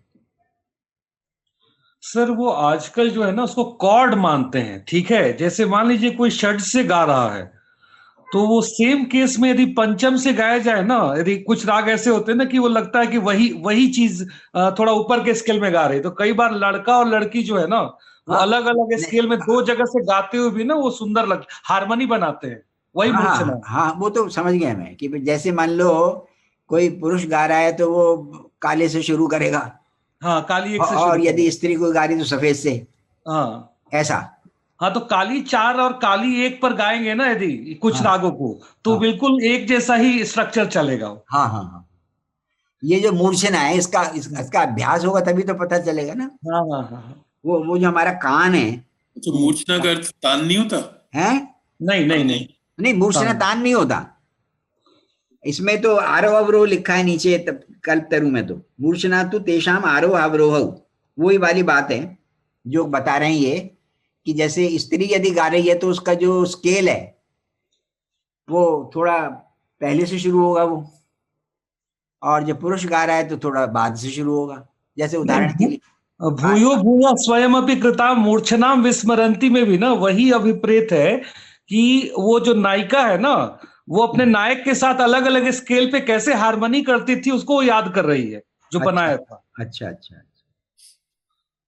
हाँ, तो वो यही है कि जो जिसको गांधर्व शास्त्र का ज्ञान है, उसके अभ्यास से आहित संस्कार, जो संस्कार उत्पन्न हुए हैं, उसके साथ जो श्रोत्रेंद्रिय है वो कान, अब हमको पता ही नहीं लगता है ना कि कहाँ पर ये, वो तो पता लग जाता है ये कोमल धैवत वगैरह का। नहीं सर, लेकिन श्रुतियों में ना थोड़ा बहुत ज्यादा अभ्यास चाहिए सही श्रुति समझने के लिए। हाँ, वो तो है, वो श्रुतियां भी कहते हैं 22 होती हैं क्या? 22 होती है। हाँ, तो उनको वो तभी तो सब समझ में आएंगे ना, उनका अभ्यास होगा, हमारा कान अभ्यस्त होगा। वो भैरव में और मारवा में एक थोड़े ही कोमल रे, वो बिल्कुल अलग है। हाँ, लेकिन फिर भी बड़े ध्यान से समझना पड़ता है। हाँ। अच्छा, भैरव में और मारवा अलग अलग है। यमन में जो तीव्र मध्यम लगाते हैं और मारू विहाग में तीव्र मध्यम लगाते हैं ना, ये मारू विहाग में तीव्र मध्यम थोड़ा ऊंचा होता है। अच्छा, थोड़ा चढ़ा हुआ होता है। हाँ, मतलब अच्छा, ठीक। और इसलिए निषाद में भी ना थोड़ा चढ़ा हुआ से ही उसकी हारमोनी बनती है, वो हारमोनी बननी चाहिए। हाँ, ये ठीक है। तो यही हो गया ना कि षड्जादि स्वरग्राम मूर्छना भेदम अध्यक्षम, यानी प्रत्यक्ष उसको ज्ञान हो जाता है यदि वो गांधर्व शास्त्र में अभ्यस्त है तो। एवं वेदांतार्थ ज्ञान अभ्यास आहित संस्कारो, ये जीवस से यहाँ पर दिया हुआ है, ये रीडिंग भी ठीक कर लो। जीव स्वस्य ब्रह्म भावम अंतःकरणेन अध्यक्षम अनुभवती, ये अनुभवती, बस इतना ही कर लो। इसी प्रकार वेदांत के अर्थ से जो हमें ज्ञान हुआ है, उसके अभ्यास से जब हमारे अंतःकरण में संस्कार आता है, वो उस अंतःकरण से संस्कृत, वो संस्कारों से संस्कृत जो हमारा अंतःकरण है, उस अंतःकरण से जीव अपने स्वयं के ब्रह्म भाव को अनुभव करता है। और अंतःकरण वृत्तौ ब्रह्म साक्षात्कारे जनितव्ये अस्ति तदुपासनाया कर्मापेक्षेति चेत, तो फिर अंतःकरण की वृत्ति में साक्षात्कार के उत्पन्न करने में जो उपासना के द्वारा उत्पन्न होने वाला साक्षात्कार अंतःकरण की वृत्ति में, तो उसके लिए कर्म की अपेक्षा हो जाएगी। वो तो अभी उस पर चल रहा है पूर्व पक्षी कि कर्म समुच्चित उपासना ही से ब्रह्म साक्षात्कार होगा। तो सिद्धांति कह रहा न तस्या कर्मानुष्ठानेन सहभावाभावेन तत् सहकारित्वानुपत्ते। कर्मानुष्ठान के साथ सहभाव नहीं है उपासना का। कर्मानुष्ठानेन सहभावाभावेन तत्सहकारित्वानुपत्ते। तो इसलिए कर्म की सहकारी वो नहीं हो सकती, कर्म के साथ नहीं रह सकती। कर्म सहकारित्वानुपत्ति यानी कर्म उसका सहकार करे ऐसी बात नहीं होगी, क्योंकि भावना के साथ कर्मानुष्ठान संभव ही नहीं। तस्या कर्मानुष्ठानेन सहभावाभावेन तत्सहकारित्वानुपत्ति न खलु तत्त्वमसि इत्यादेर वाक्यात् निर्विचिकित्सम शुद्ध बुद्धोदासीन स्वभावम अकर्तृत्वाद्युपेतम अपेत ब्राह्मणत्वादि जातिम देहाद्यतिरिक्तम एकम आत्मानं प्रतिपद्यमानः कर्मसु अधिकारम अवबोधुम अर्हति। न खलु, वास्तव में तो ऐसा ही हुआ ना। तत्त्वमसि इत्यादि वाक्य से जब उसको ये ज्ञान हो गया, संदेह रहित ज्ञान हो गया कि जो जीव है वो शुद्ध बुद्ध उदासीन स्वभाव है, कर्तृत्व इत्यादि उसमें है नहीं। अपेत ब्राह्मणत्व जाति, और ब्राह्मणत्व जाति भी का आरोप नहीं कर, वो मानता है कि आत्मा में ये सब आरोपित है।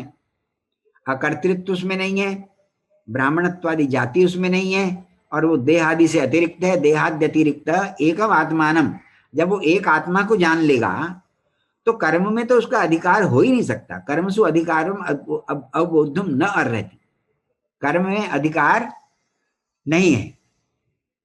अनर्हस्य कथम कर्ता वाधिकृतो, यानी कि जो कर्म में योग्य नहीं है तो वो उन कर्मों में अधिकृत कैसे होगा? अधिकृत होगा तभी तो वो कर्म करेगा।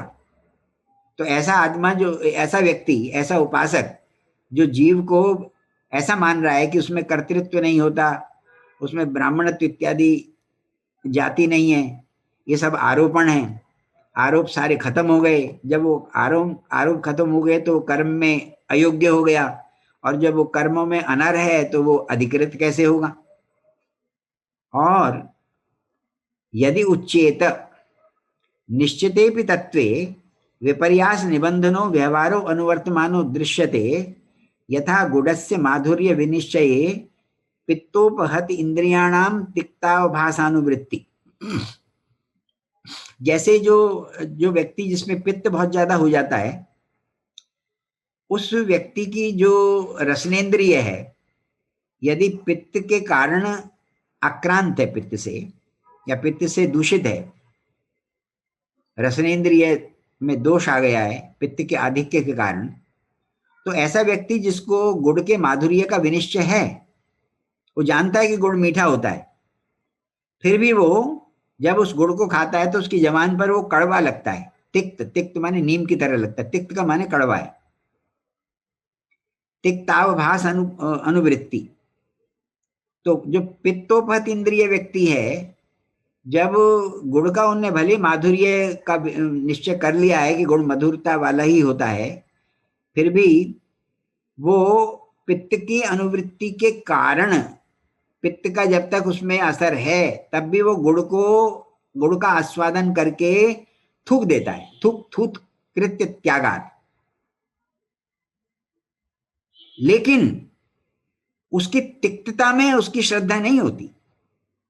वो जानता है कि गुड़ मीठा ही होता है, पर उसको कड़वा लगता है, इसे थूक देता है। ये इसी को आप देखो, निश्चितेपि तत्वे विपर्यास निबंधनो व्यवहारो। इसी प्रकार जैसे पित्तोपहत इंद्रिय की तिक्त की अनुभूति कंटिन्यू कर रही है, इसी प्रकार जिसको तत्व का निश्चय हो गया है, फिर भी जो विपर्यास निबंधन व्यवहार अनुवृत्त दिखता है, वो वैसे ही व्यवहार कर रहा है। यानी कि जो ज्ञानी आदमी है वो भी वैसे ही व्यवहार कर रहा है जैसे सामान्य व्यक्ति करता है। उसको लेकर के ये कह रहे हैं, निश्चितेपि तत्वे विपर्यास निबंधनो, व्यवहारो अनुवर्तमानो दृश्यते, हम जिसको हम कहते हैं ना बाधित अनुवृत्ति, यानी ज्ञान होने पर सब कुछ बाधित हो गया है, लेकिन फिर भी उस जो बाधित हो गया है उसकी अनुवृत्ति है, वो आ रहा है कैसे? यथा, अच्छा आगे, तस्मात्, ये समझ आई लाइन कि निश्चिते भी तत्वे विपर्यास निबंधनो व्यवहारो अनुवर्तमानो दृश्यते, यथा गुडस्य माधुर्य विनिश्चयेपि पित्तोपति इंद्रियाणाम तिक्तावभासानुवृत्ति आस्वाद्य थूत कृत्य त्यागात्, तस्माद, उसी प्रकार, इसलिए अविद्या संस्कार की अनुवृत्ति से कर्मानुष्ठान हो जाएगा। जब कर्मानुष्ठान हो जाएगा तो तेन कर्मणा, उस कर्म के साथ विद्या सहकारिणा, विद्या के साथ तत्समुच्छेद, अविद्या का समुच्छेद, उपपत्स्यते, अविद्या का समुच्छेद हो जाएगा। इतना ही रखते हैं आज, हैं, उपपत्स्यते यहां तक, ठीक है जी। सर ये जो आज का है ना, हाँ, तो इसीलिए लगता है ना आचार्य शंकर कहीं कहीं मोक्ष का अर्थ जो है ना वो अज्ञान नाशः मोक्ष करते हैं। हाँ, तो दो कहते हैं, एक तो मोक्ष का जो साक्षात्कार है ब्रह्म साक्षात्कार, और दूसरा है अज्ञान नाशः, वह भी मोक्ष का डेफिनेशन दिया। इसी को तो ही कह रहे हैं ये। हाँ बिल्कुल। जब कहा ना चर्म मृत्यु उपलक्ष्य आत्मनो ज्ञान हानि रूपत्वात्, ये मधुसूदन इसी बात को कह रहे हैं। वो मोक्ष जो है ज्ञान हानि रूप है, वो अज्ञान हानि, अज्ञान हानि रूपत्वात्। ज्ञान स्वरूप तो कहते ही है ना सर। हाँ, किसको? मोक्ष को। हाँ जी, हाँ बिल्कुल, वो तो मोक्ष भी वही है, बस ब्रह्म ही है मोक्ष भी। हाँ। ब्रह्म और मोक्ष दोनों आइडेंटिकल मानते हैं ना।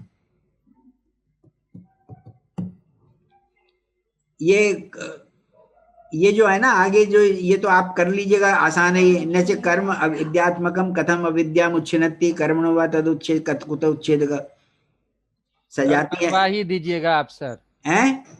आप ही सर करवा दीजिएगा। अब तो मैं स्टॉप कर रहा हूँ। नहीं आज नहीं, अगली क्लास। हाँ, अगली क्लास में। ठीक है सर। ठीक है जी जी जी जी सर, प्रणाम सर। प्रणाम प्रणाम प्रणाम।